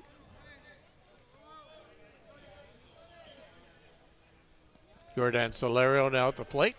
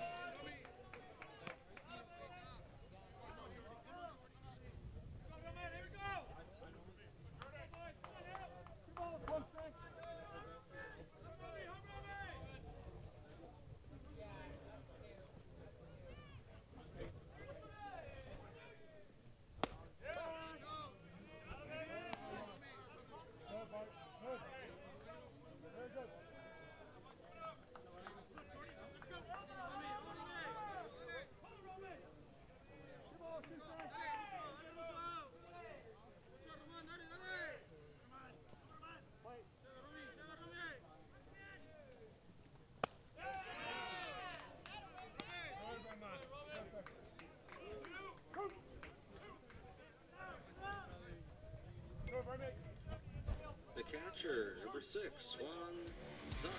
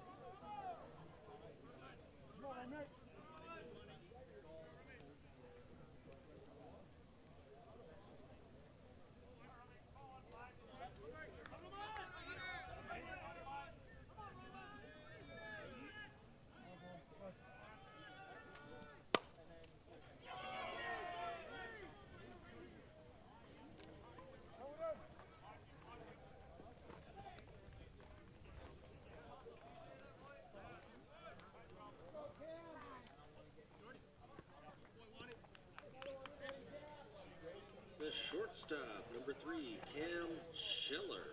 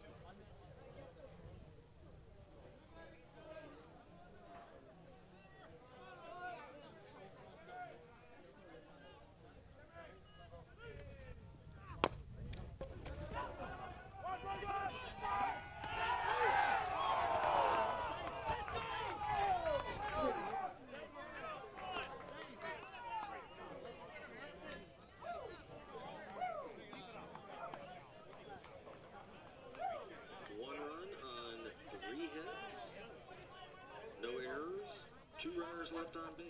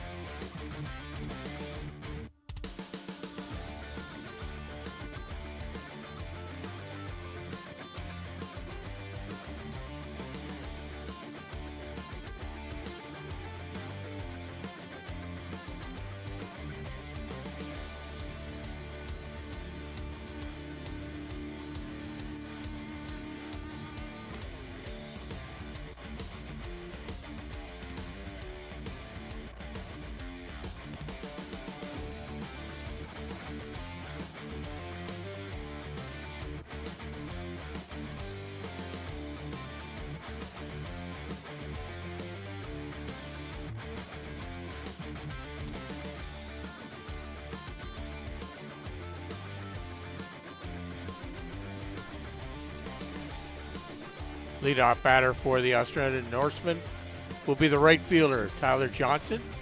Tyler's 0 for 1 so far in the game. Had a walk back in the first inning, scored, then had a fly out to the left fielder, Jordan Solario, in the third inning.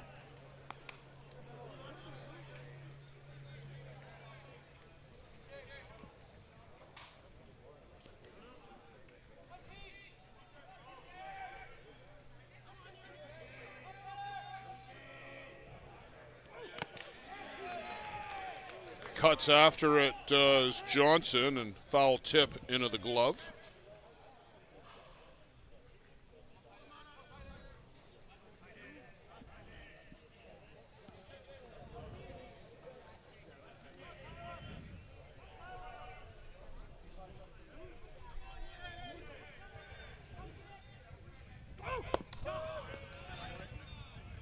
And pours in a strike.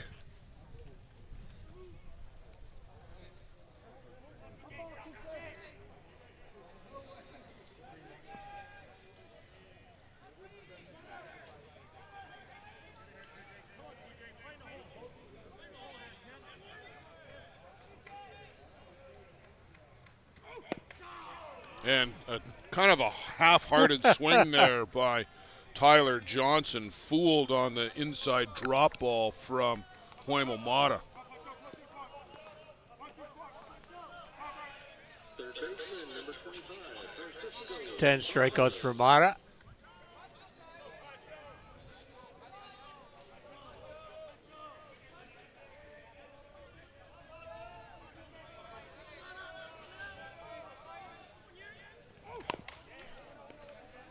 Mata, and an overhand toss to get Francisco Lombardo.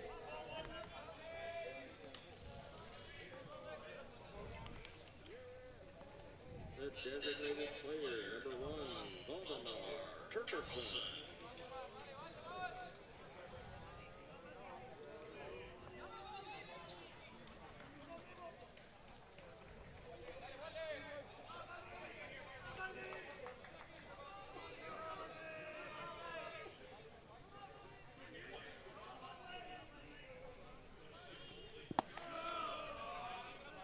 Paulie Turkelson had that 2 RBI single in the first, but then down on strikes in the third. After a 2-out rally here in the fifth.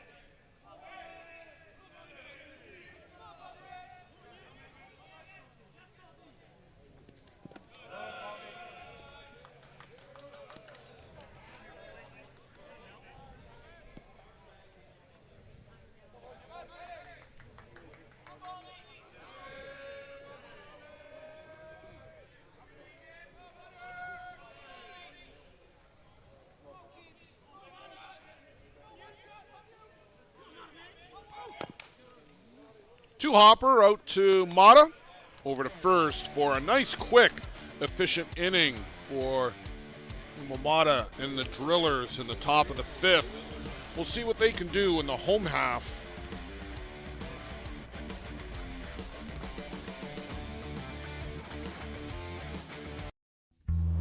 This business was opened in 1965 by my father, Ned Matiosi.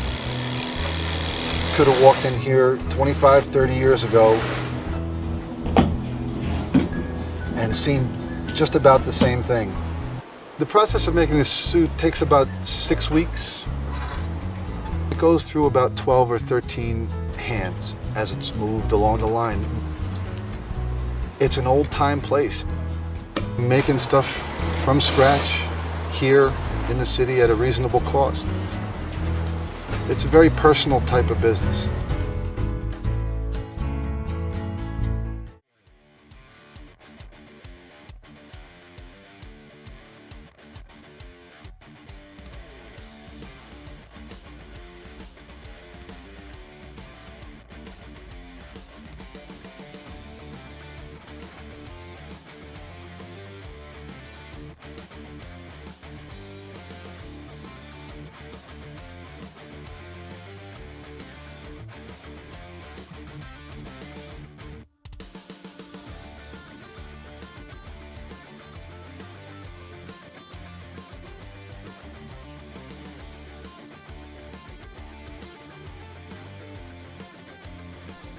Well, Joe, Marshall Kronk, Thomas Anoka, and Gonzalo Masmu, 6, 7, 8 for the Drillers. Marshall Kronk with 2 strikeouts so far. Tom Anoka with 2 walks so far. Well, we can throw a ground out into that mix, too, as Kronk goes after the first pitch and grounds out Ryan King, the man on the spot.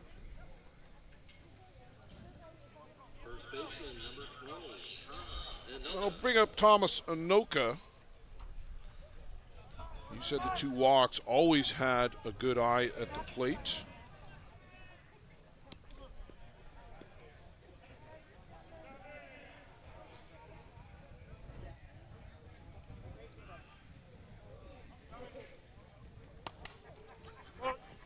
That'll get out of play down the right side. A couple of youngsters still here, still chasing after foul balls. I don't know if they're getting any money for it here. Where were we? They were giving out $1 for a foul ball. Simcoe, wasn't it? Is that Simcoe? Yeah. Loonies for foul balls. Mm-hmm.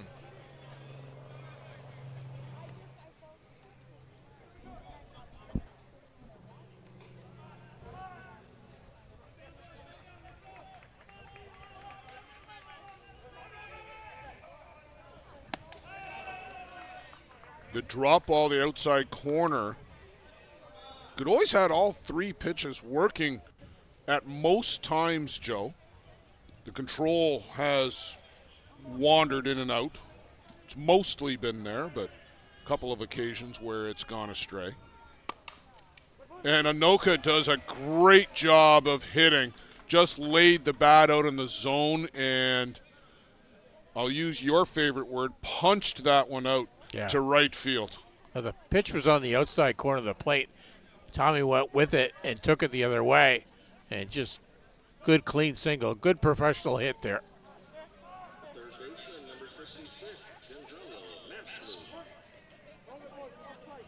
Gonzo Masmu to the dish. They worked him almost exclusively outside. After he hooked one down to left, this one is fouled out of play on the right side. I guess they didn't like what they saw because he got a lot of that pitch that he took out to left field, and then they went dipper away, rise ball away.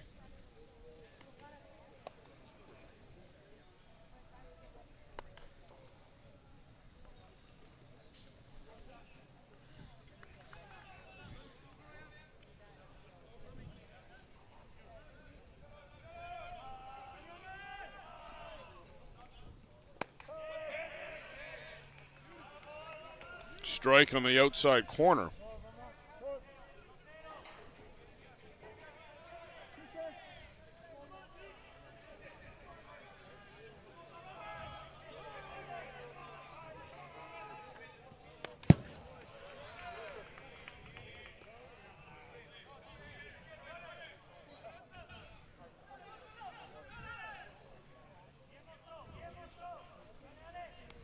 Bishop will shine that ball up for Godoy a little bit, or clean it at least. Get the dust off of it.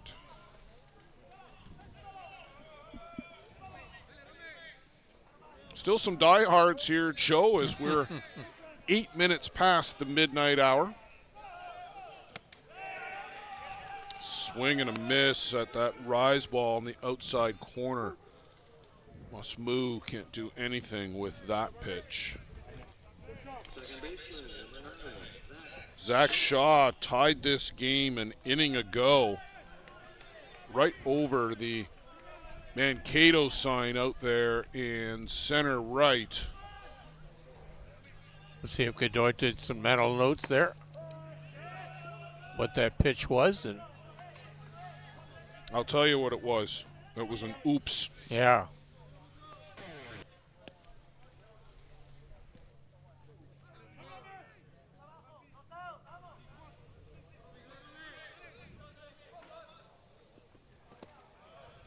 This one skips in and rolls around, and Bishop gets a hold of it before anybody can move anywhere.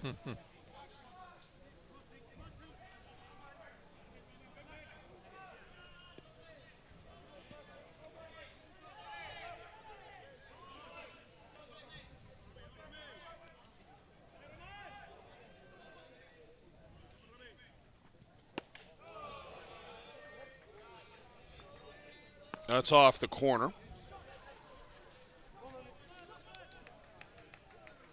Godoy with 121 pitches so far in the game.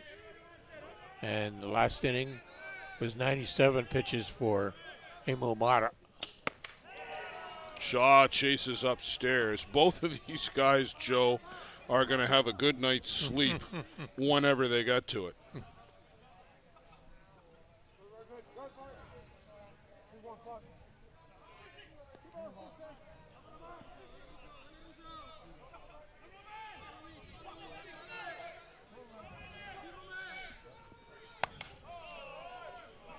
That one is poked foul by Shaw. Ground Screw boys are still working on Diamond 1. Yeah, I see that. They're working hard over there. Diamond 2 is our diamond, has become the main diamond here for us this week. Diamond 1 back to our left. And that's the one where that's the single camera streaming on that diamond. Zach Shaw's done it again. Wow. He's drilled this one to right field, way back and gone.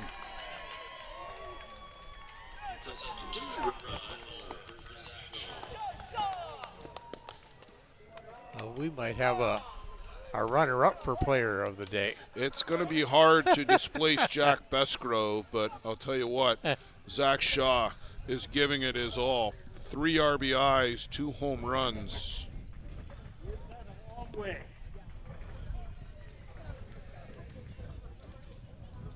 And gives the Drillers the lead, Joe, for the first time tonight. You'll remember that Ostrander took a 2-0 lead in the top of the first. The Drillers roared right back and tied it in the bottom. And then similarly, after they pushed one across in the fourth, it was the Shaw solo bomb that got them even in the bottom of that inning. And now a 2-run shot to right. And Zach Shaw giving a big lift here to Huemo Mata and his squad as they're trying to make the Final Four again.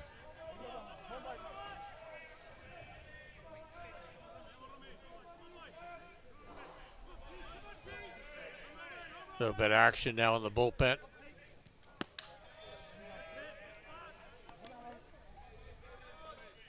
The Drillers, the 3-ranked team coming into the tournament, they're trying to join the 1, the 2, and the 5 who have made their way to 3 of the final 4 spots in the winner's bracket. Doesn't mean you've made Final 4 in the tournament, just inside the winner's bracket.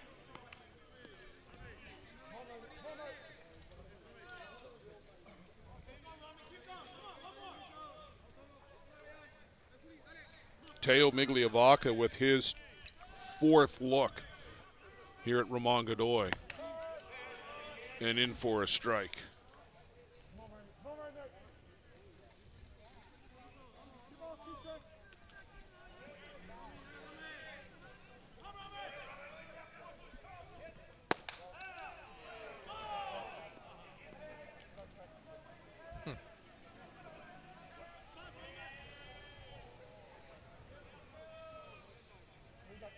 Bishop holding on to the ball for an extra long time. As if that'll really influence the umpire's decision. Yeah, I know.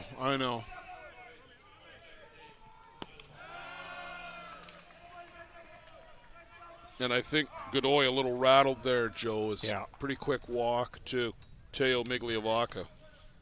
Now it touched the 130 pitch mark per 5 innings.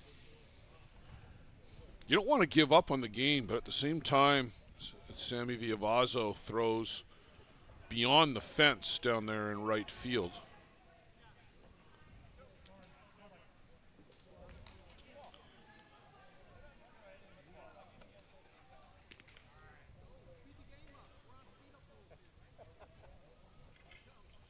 Right fielder number 0, Milton. There's a couple folks who were just asked politely to go. Oh.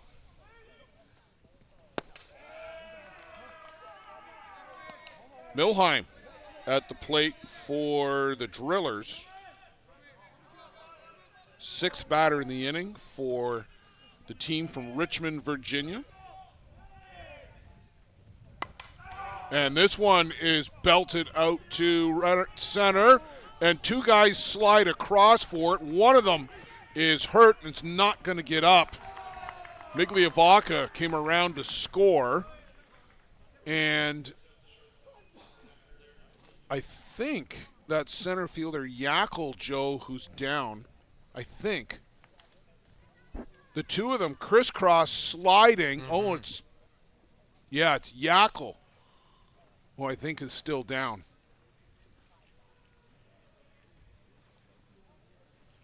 Both of them are focused on it, and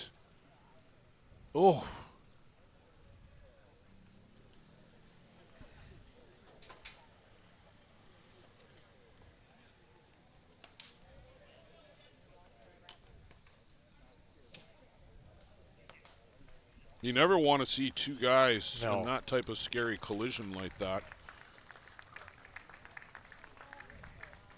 A couple of the Drillers guys out there to lend a hand.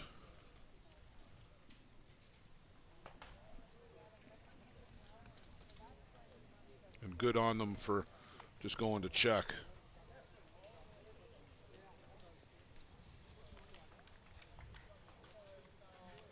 Reminded me a little bit, Joe, of that situation last year with Cesar Rodriguez and the other fella from JB when they collided and ended up with a broken rib.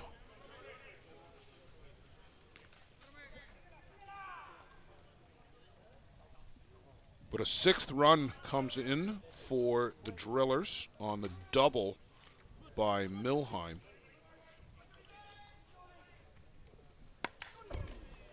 Jordan Solorio slashes this one into the screen.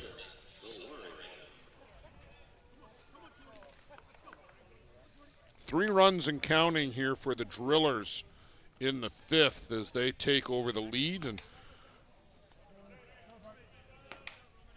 Norsemen want a chance. They got to shut the door. Just can't let this margin increase.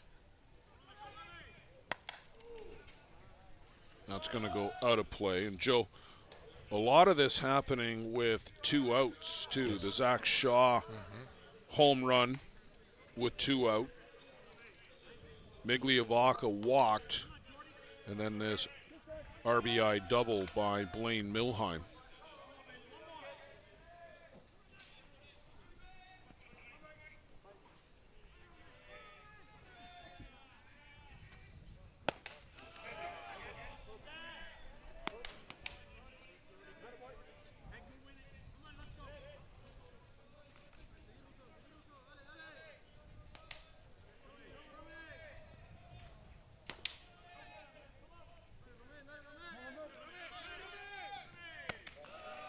Upstairs to Solorio.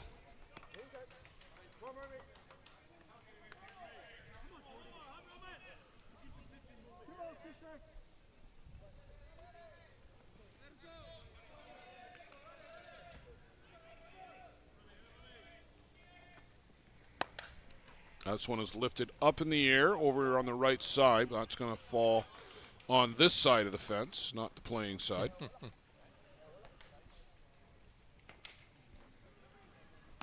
Well, we are, Joe, officially the final game of the evening. 29 of 29 here at Caswell Sports Complex today. We weren't sure if we were going to get all 29 in today, and technically we haven't because it's well after midnight. Down on strikes goes Solorio, but the Drillers pick up 3 and take a, I won't say commanding lead, but certainly a healthy one. Yes.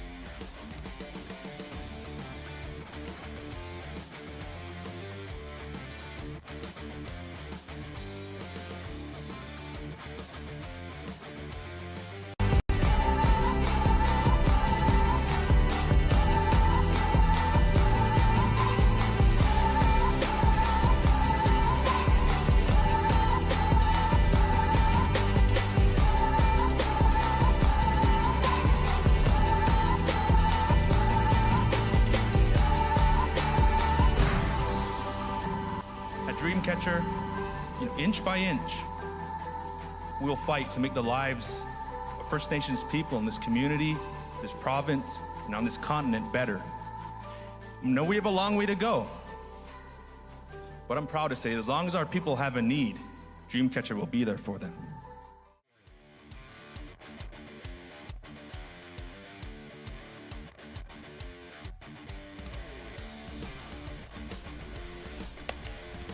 Well, to the 6th we go, Joe Todd, and the Northeast Drillers with that 3-run uprising in the 5th. Zach Shaw, second of 2 home runs. 3 RBIs on the night for Zach Shaw.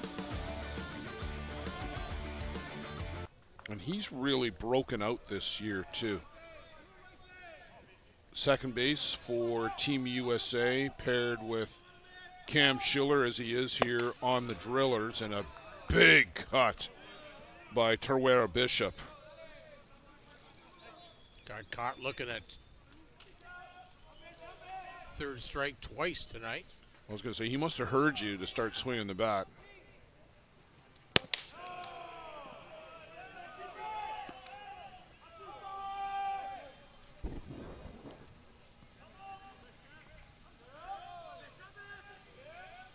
If you're an Ostrander fan, boy, you'd love to get one back right away if you can. You have to start pecking away. Yeah, you got to get one here at There's least. Drillers are counting 6 outs right now.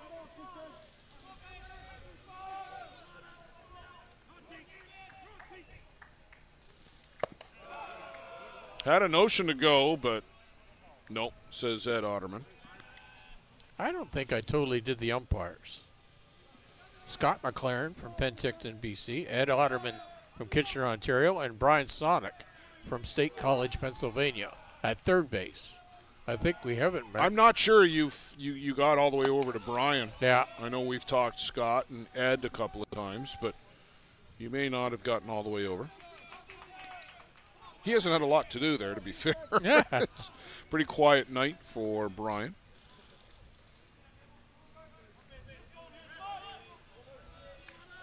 Well, even Dave Begelar is packing it in, Joe, off to Oh, our wait. left. Must be late. Big cut by Bishop, comes up empty. Mata picks up strikeout number 9? 11. 11.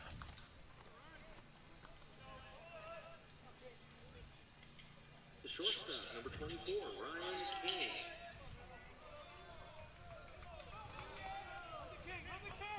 Ryan King walked, scored his last trip.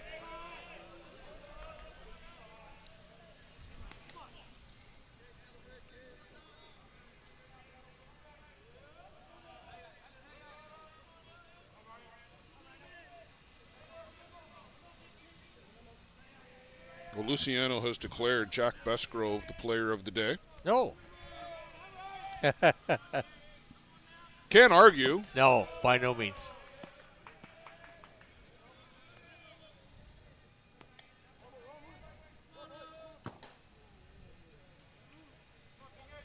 If you missed it earlier, Jack Besgrove, a no-hitter and 21 strikeouts of 21 outs, a new ISC record in a 7-inning game. An amazing pitching performance. Total control.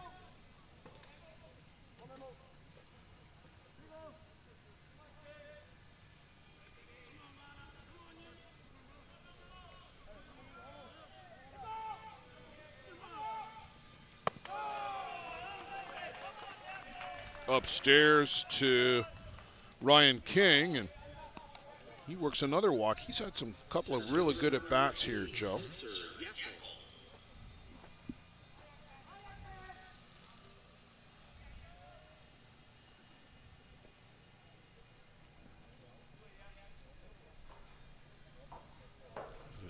Must have been the Scarborough Force playing over there in the Legends bracket. A few of them finally making its way. Grant Patterson just leaving the park.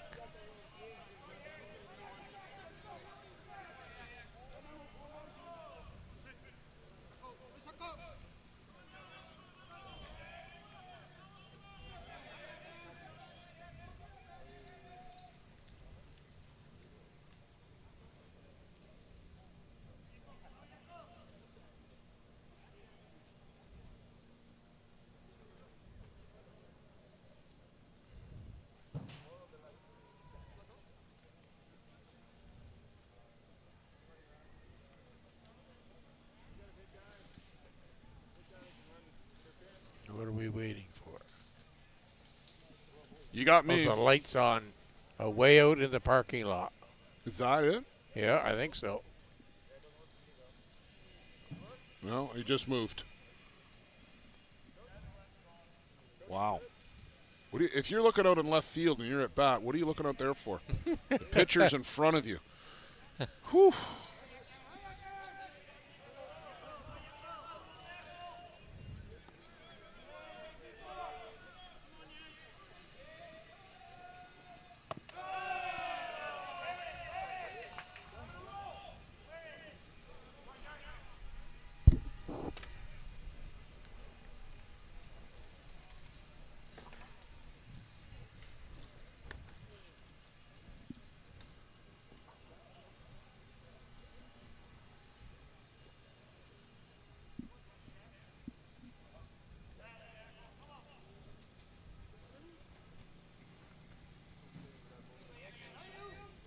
And there's another car out in the parking lot. That's, well, the lights just went out on that one. My God.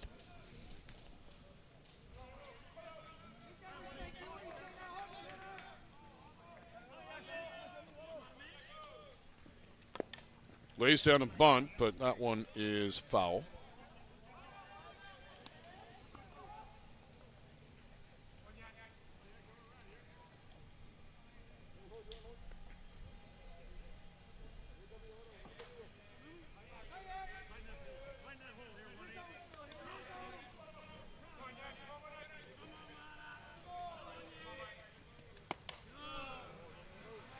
And punch foul again.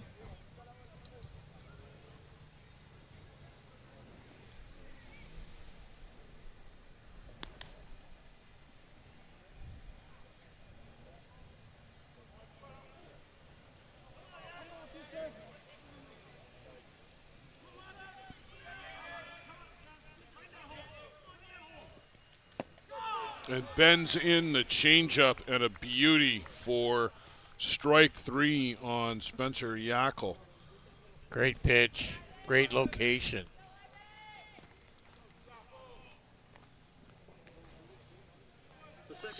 Mott up to 111 pitches. Felt like he had that in the first 3 innings.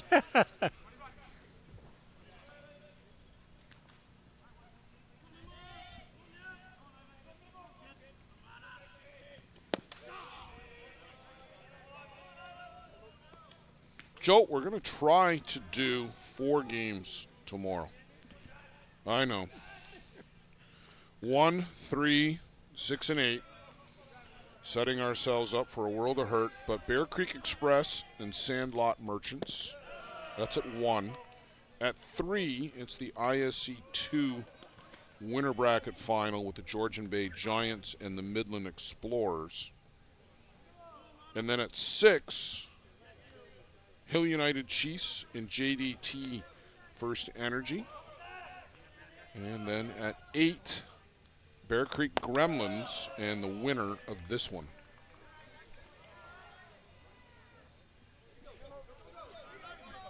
Sounds like 4 pretty good ball games tomorrow. Yes. Stay tuned.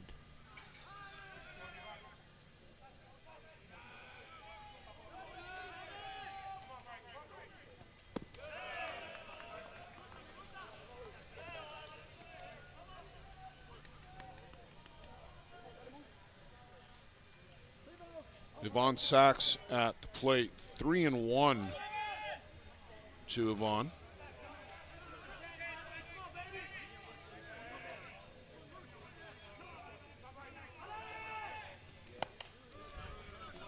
Fouled into the screen, and look out, fellas, that one's coming right back down at you.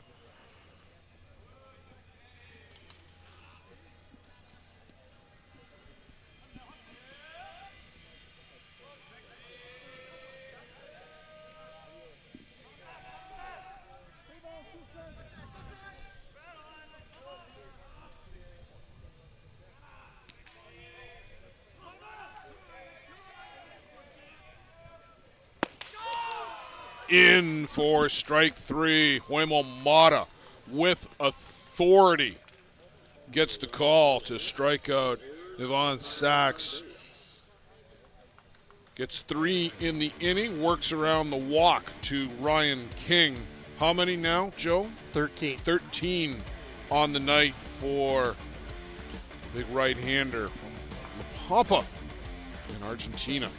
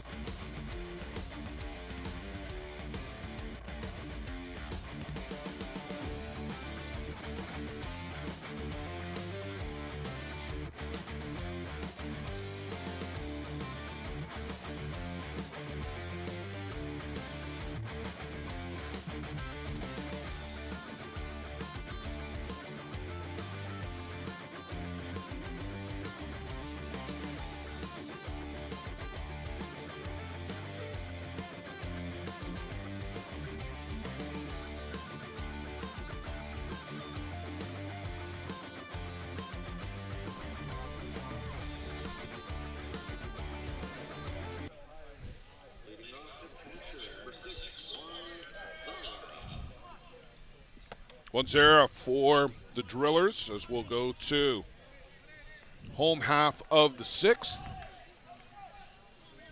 Drillers out in front 6-3, courtesy mostly, Joe, from Zach Shaw. Top of the order, has done some damage too. But the difference is his 3 RBIs. They are indeed. He tied it. Blaine Milheim kicked in an RBI there too. But Zach Shaw, 2 home runs, 3 RBIs on the night. The big bopper for the Northeast Drillers on the evening.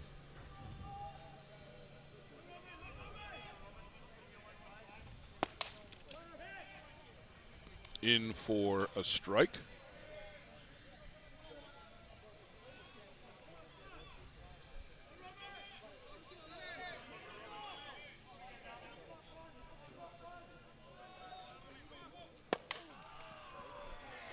Looped out over first, and Zara could be careful. Tempted. He's almost a couple of steps too far. But he came hustling out of the box. 3 for 4. Having a night.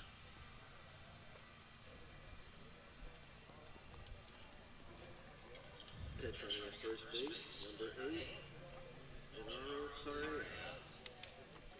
So Gennaro Correa will go on to pinch run for Juan Zara.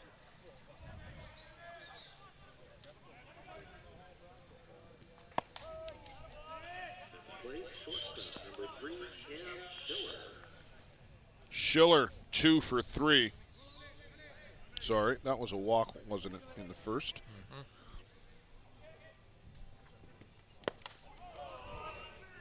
Big cut.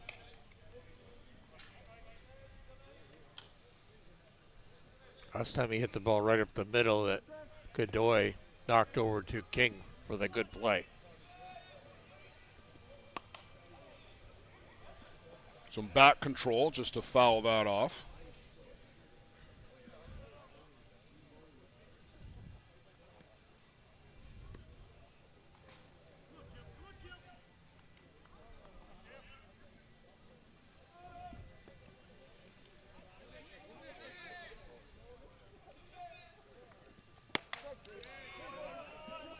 Called strike 3. Down goes Cam Schiller.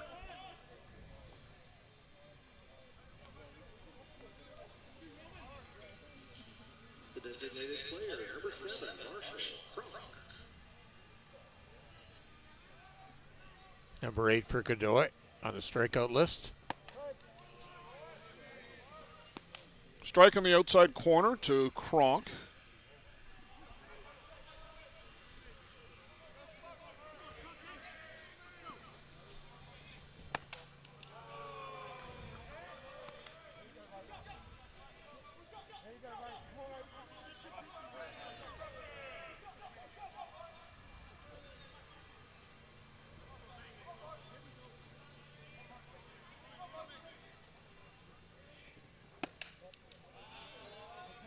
That one misses inside.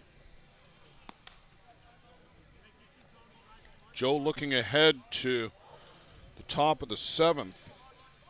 It's the top of the shop for Ostrander. But a little bit of work to do before we get all the way there. One hopper, turn to second for 1, back to first, all at 1.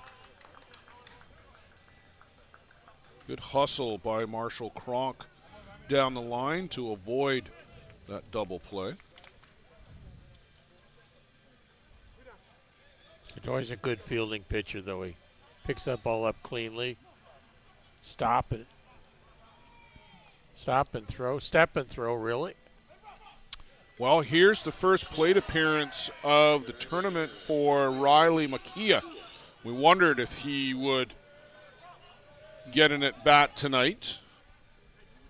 Maybe just out testing it today. I absolutely think so, because they certainly don't need him No. to be hitting right now. It's not a do-or-die situation where they need a big hit. But he's got to test that sometime, and no time like the present.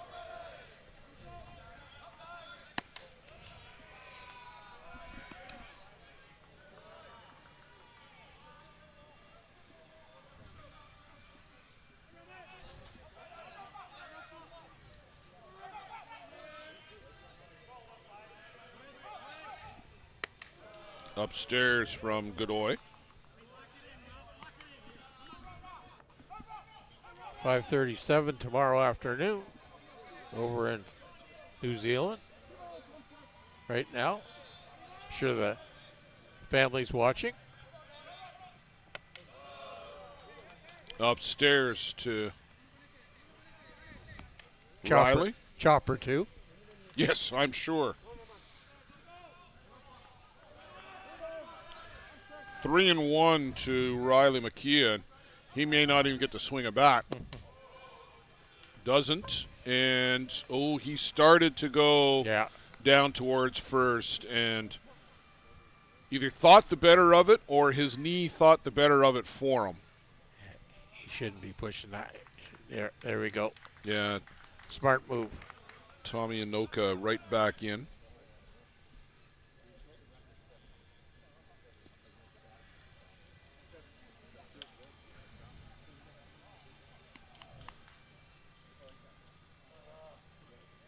Running at first base, number 20, Tom Anoka.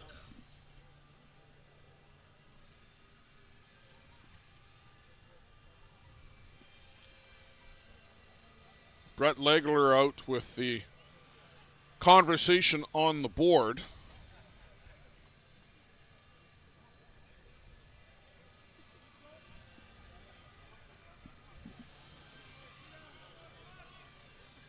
Kronk will get back to second base.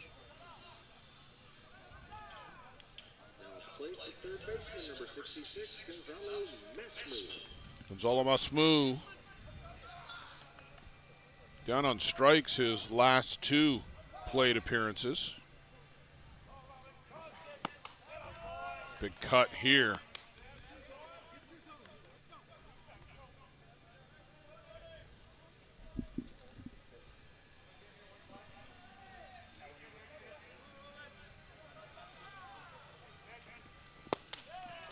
And you can't catch up to that one either. I think that was a little more than 62.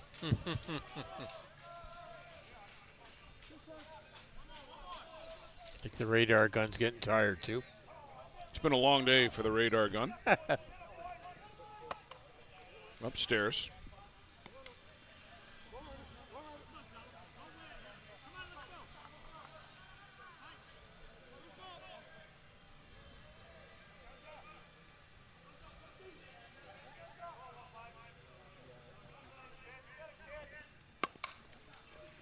Up the middle, handled nicely over there by second base Ivan Sox. The flip to Ryan King.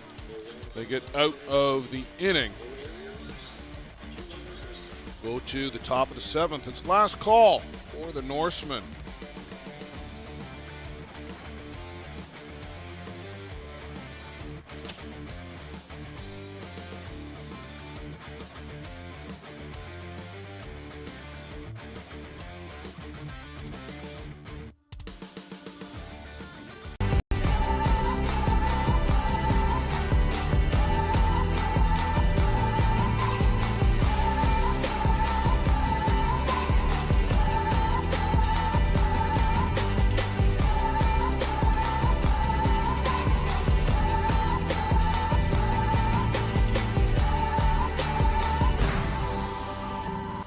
Dreamcatcher, inch by inch, we'll fight to make the lives of First Nations people in this community, this province, and on this continent better.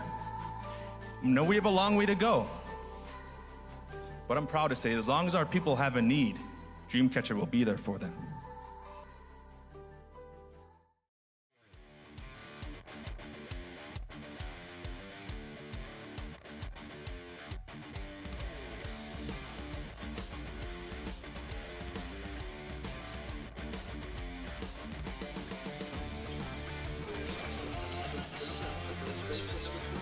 Want to give a big shout out to our good friend down in New Zealand, Jason Chopper Gerbies.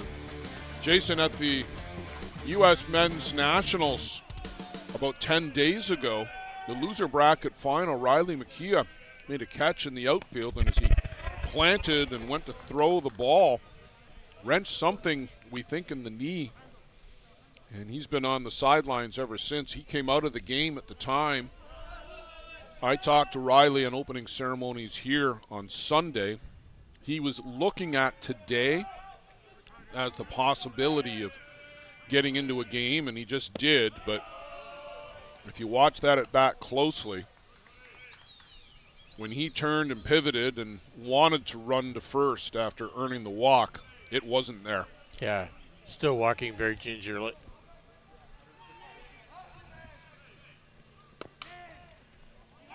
And that is a fair ball through the glove practically of Thomas Anoka, who just didn't get in front of it whatsoever.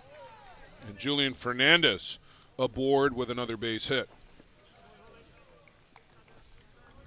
The left fielder, number 4. You're influenced by what I just said? He Didn't really get a glove on it. No, and I really thought he should have, though. I don't disagree, but I'm going It's late. I'm not going to give a base hit Yeah. to Julian Fernandez on that. Not many people here to argue about it. There are not. He ended up in second base on that, too.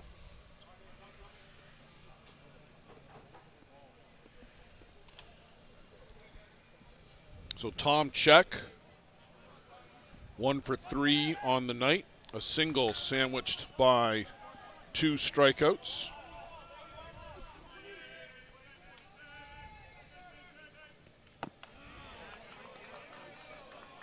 That pitch tonight, Joe, has been super effective for Hoimo Mata, bringing it right in on the hands.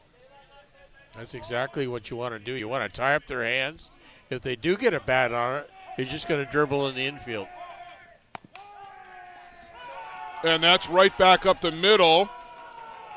Fernandez will come around to score, make it 6-4.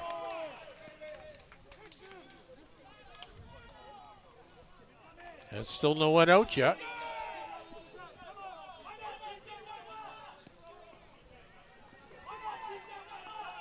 The right fielder, number 10, Tyler. It fires up the Ostrander Norsemen's bench. Certainly does. And Tyler Johnson, Joe Todd, the tying run at the plate.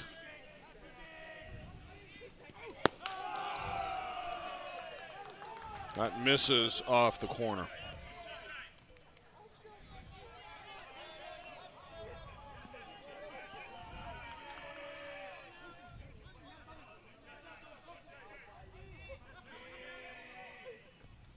Changeup floated in for a strike. Todd Martin used to say, if you don't have a changeup that you can throw in any count at any time, you don't have a changeup. That was not a changeup count, but a good one from Hoimo Mata. Truly agree. Fouls that one straight back to the screen. Johnson wants that one back. He's still steaming about that one.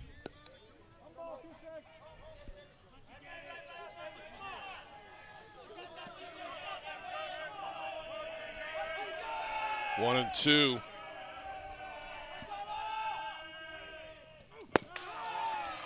Can't catch up to the drop ball downstairs. 79 from Hoimo Mata, still bringing the gas in the 7th. First out of the inning. Francisco Lombardo, the latest tying run to appear at the plate.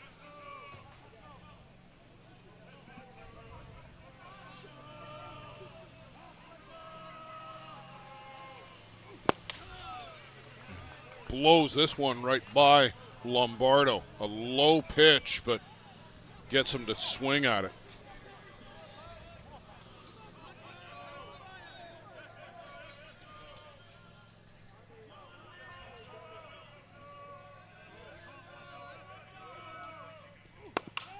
Drilled center field and tie ball game.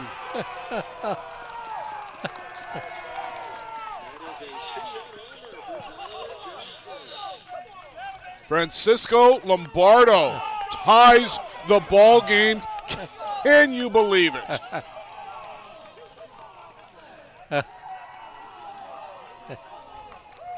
Still only one out here in the inning.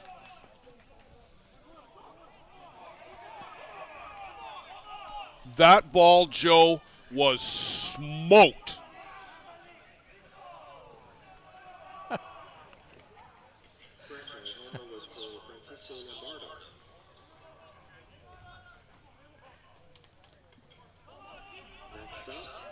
Designated player number 1, Valdemar Turkerson.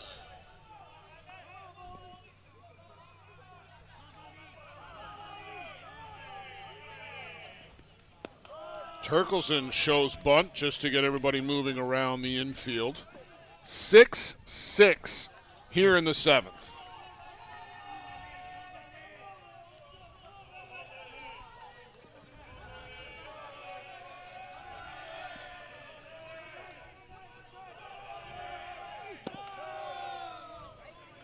A strike on the outside corner.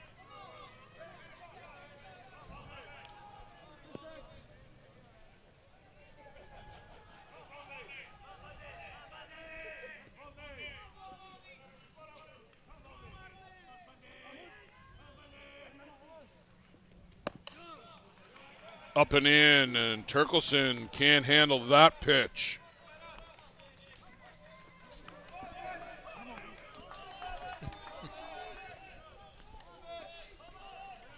The catcher, number 35. Terwera Bishop.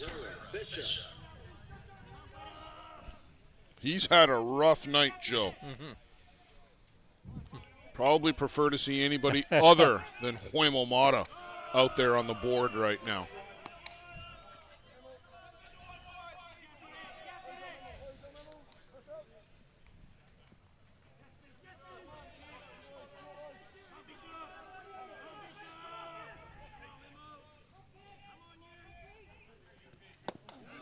Big cut again. Takes a mean rip at it.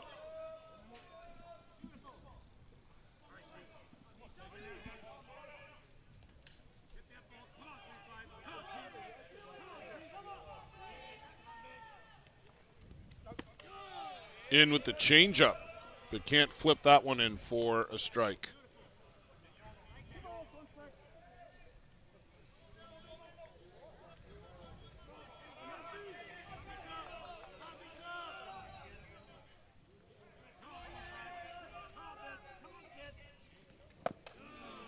Big cut again and comes up empty. Joe, you had to wonder who was going to break on this because the Norsemen hadn't allowed a run.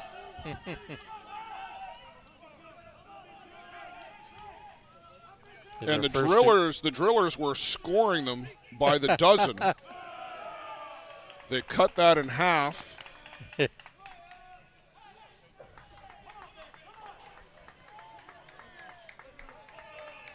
And they've punched across 6 of their own tonight. The Norsemen hanging right here with one of the heavyweights.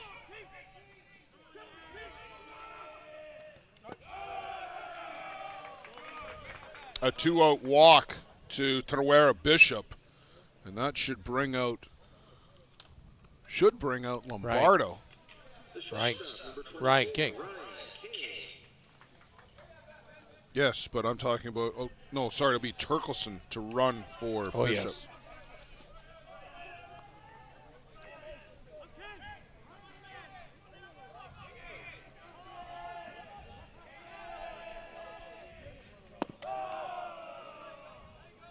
On the inside corner to King.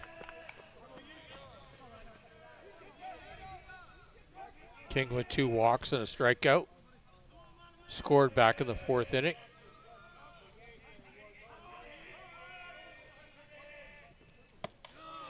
Chases upstairs.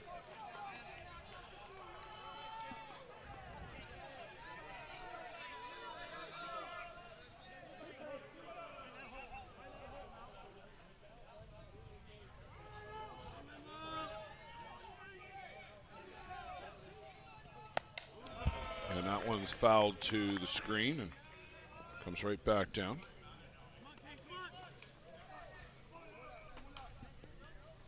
$140 pitches for Huemo Mata, my goodness. You win this. What have you got left for tomorrow? Now, I think Godoy's higher than that. I'll have to look.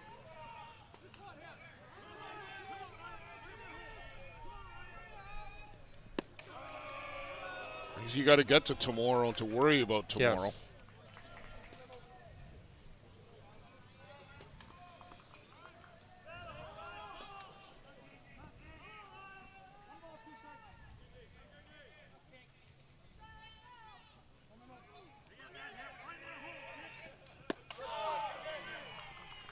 In for strike 3. But the Norsemen push across 3 runs here in the top of the 7th to tie the game. A 2-run bomb, an absolute laser beam by Francisco Lombardo. What have the Drillers got for us in the bottom of the 7th? Where's Zach Shaw when you need him? He's the leadoff batter. A metal roof lasts a lifetime. Thousands trust Metal Roof Outlet to install stylish, stone-coated metal roofing that looks just like traditional shingles. Make a smart and worthwhile investment for your home with Metal Roof Outlet. Contact us through metalroofoutlet.com to get a quote for a roof replacement anywhere in Southern Ontario. Because when you trust Metal Roof Outlet with your roof replacement, it may be the last time you ever replace your roof.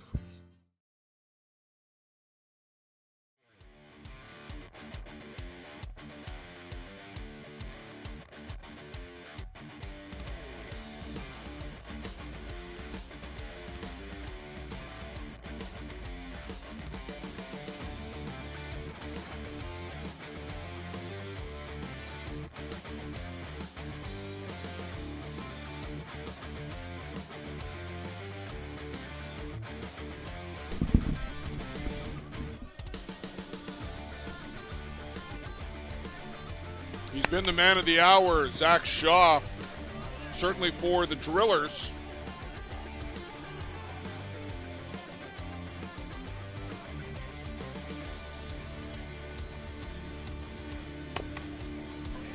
Little bleeder on the infield, Godoy, the glove shovel, and they retire Zach Shaw.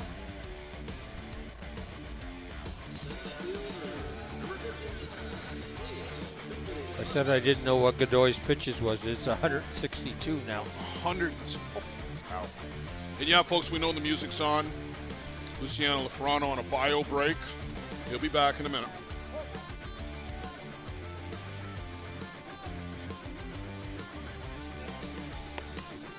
Line shot off the glove of Godoy, picked up. What an arm by King. Holy smokes, did he whip that across the diamond. Anybody other than Teo Migliavaca, Joe, and they're out. Yes. Holy cow. Godoy just about got a glove on that. I think it'd be better if he didn't. Yeah. I think King gets to that up the middle.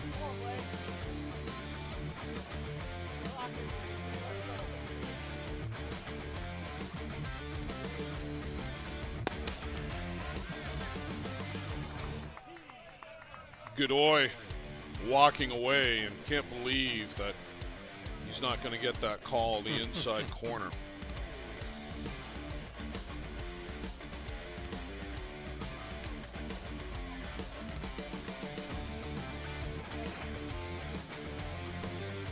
Godoy still not ready to go. And occasionally this will happen, Joe. Roman will let his emotions get the better of him. And it'll impact him for a couple of pitches. That's not good for where the Northeast Drillers are, is at the top part of the order. No, exactly.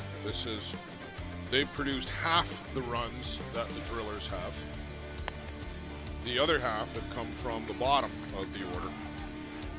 You need those guys in the middle to do something tonight. If you're a Drillers fan. 3-0 to Blaine Milheim, and Godoy's got to collect himself here. You don't want to move the winning run up to second base unnecessarily. Drilled, but right at Spencer Yackel in center, and Migliavaca's got to scamper back to first. Milheim smoked it, but it was right at Spencer Yackel.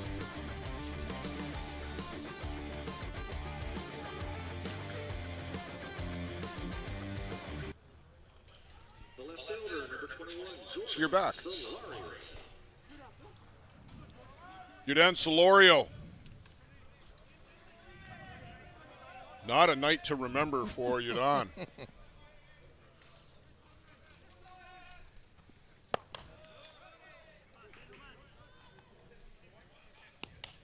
Bishop wanted to throw that down to first so bad.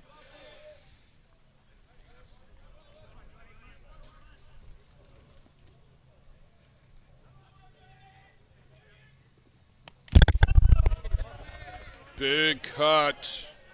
Straight back to the mesh.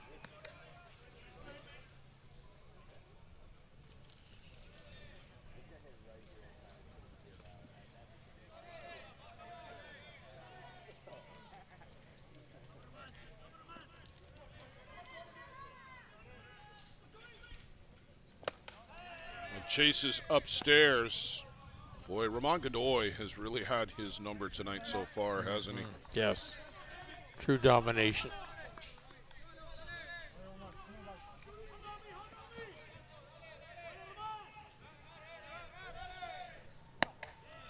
Just off the outside corner. Can't get him to chase on that pitch.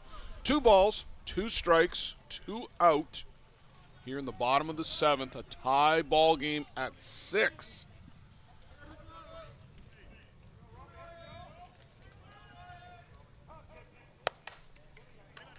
Way up in the air.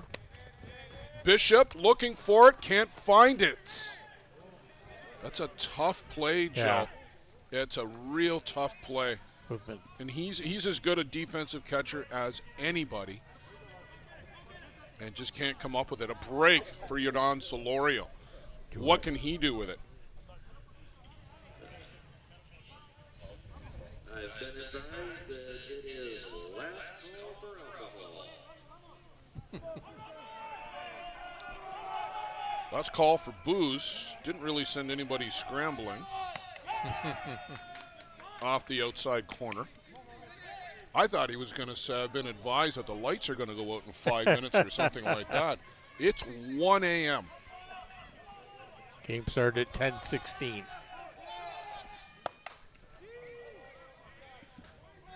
Out to left. Jack circling the wagons a little bit and comes on to make the grab.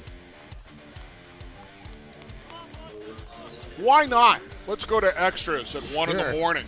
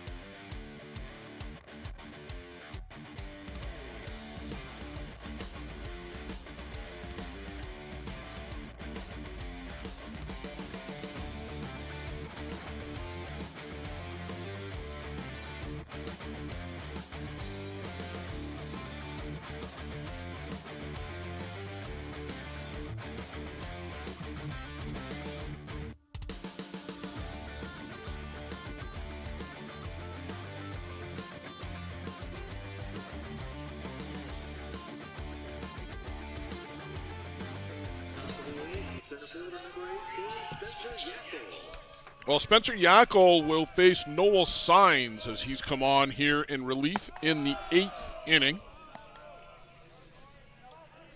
Wemomata, Roman Godoy, both well over 150 pitches through 7 innings tonight. A 6-6 gunslingers duel. This one is lifted out to left. Solorio will make the grab.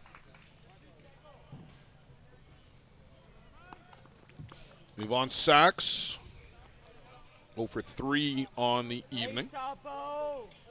The second baseman, number 16, Ivan Sachs.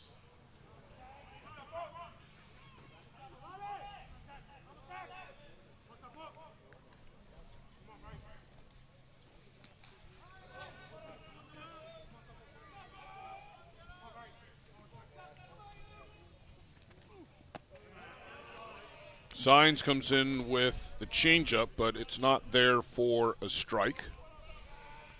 Signs, a member of the bronze medal winning Argentina U23 squad in 2023 down in Paraná.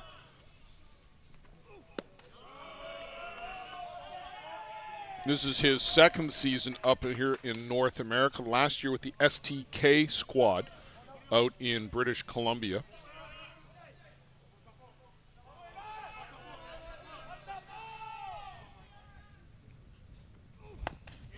And this one fouled back to the screen.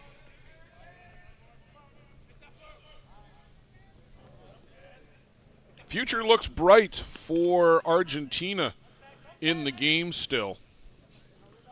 Guys like Sainz, Juanjo Pepe, who is with STK this year again.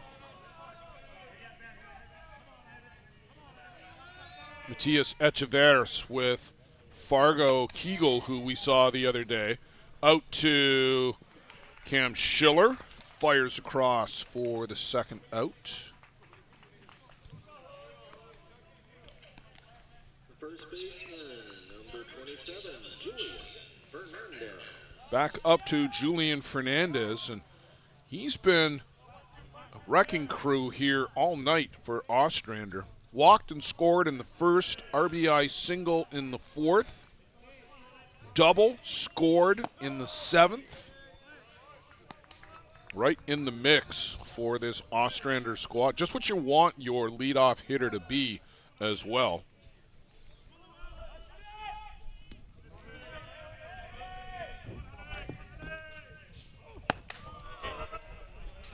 Just off the plate from Noel Signs.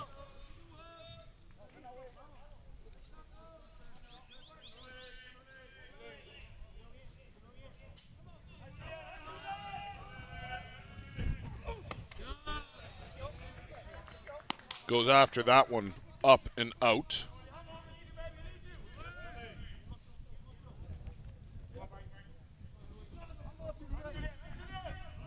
One ball, 2 strikes, 2 down here in the inning. Top of the order for Ostrander. 2 hopper, and the third one stayed down on Zach Shaw. He thought he was going to flag that down, but when we'll see the replay, you'll see that that last bounce stays down on Shaw. The left fielder, number 4, Tom Shack. Doesn't get it. Another base hit for Julian Fernandez. Joe's not here at the moment, so he can't argue with me on the scoring. Not that we've argued much on scoring. I think we've pretty much been on the same page all night. Tom Check, who picked up an RBI in the 7th, helping Ostrander to tie the game. Swings through, or fouls that one off at least.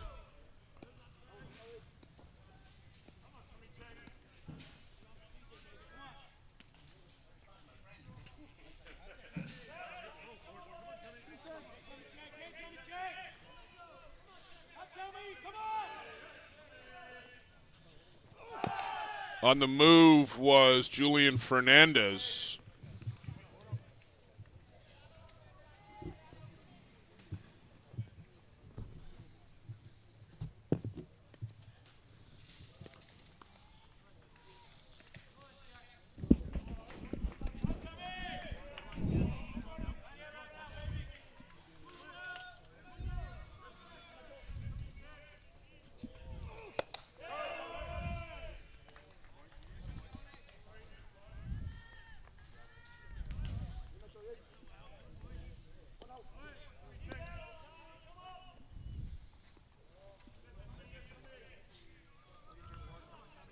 Noel Signs trying to have a clean inning. On the move, Fernandez, the throw down.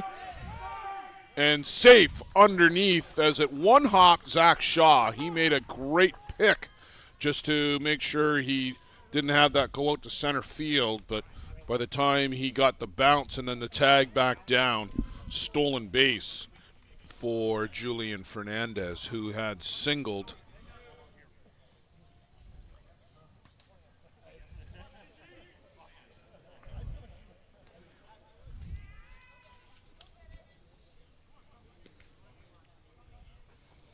Will check an opportunity to put his team ahead. The seesaw affair. Change up and a good one from Noel Signs. Check can't hold back. Runner stranded at second here in the top of the 8th. Will go to the home half. Can the Drillers win it in extras?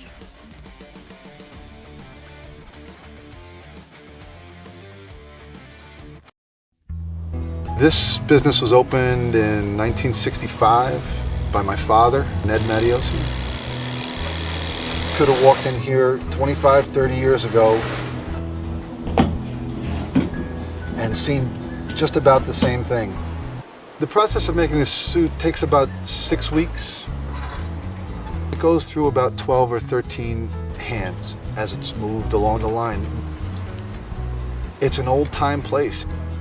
Making stuff from scratch here in the city at a reasonable cost.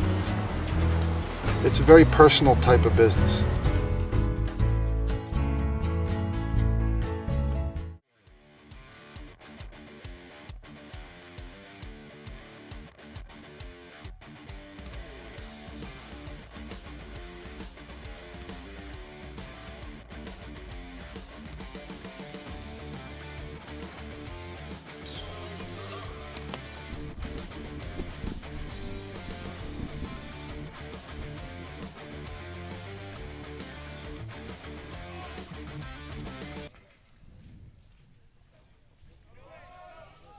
Juan Zera to lead things off for the Drillers here in the bottom of the 8th inning. First pitch from Ramon Godoy is up and in.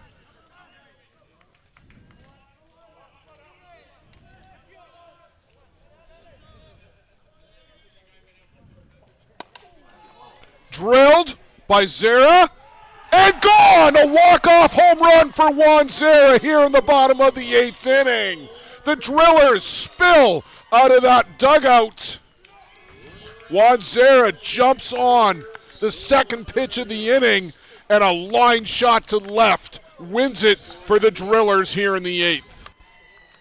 176 pitches for Roman Godoy. Wow, what a ball game here tonight between the Ostrander Norsemen and the Northeast Drillers. Back and forth they go. Ostrander ties it in the top of the 7th, but the Drillers walk it off here in the 8th. Joe Todd, what a phenomenal afternoon, evening, and night of baseball. Luciano Lafrano, beautiful, my friend, at the controls. Wake up, it's over. Carol Dureste, fabulous work here. I saw you cheering. Joe Todd. I'm Blair Setford. Thanks for being with us all day into the night and early here in the morning. We're going to see you later today. We've got 4 more ball games to bring you on Softball Premier TV and the ISC network. Sincerely, thank you for being with us, for hanging in there. Hope you enjoyed it as much as we did. We'll see you soon.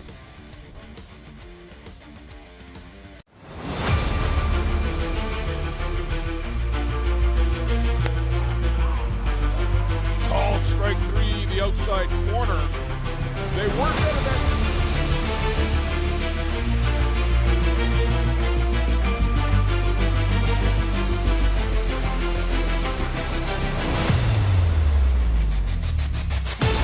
Again. High in the air, Villavazo comes to get it, and the Chiefs are back to the top of the mountain. The gloves fly. The celebration is underway.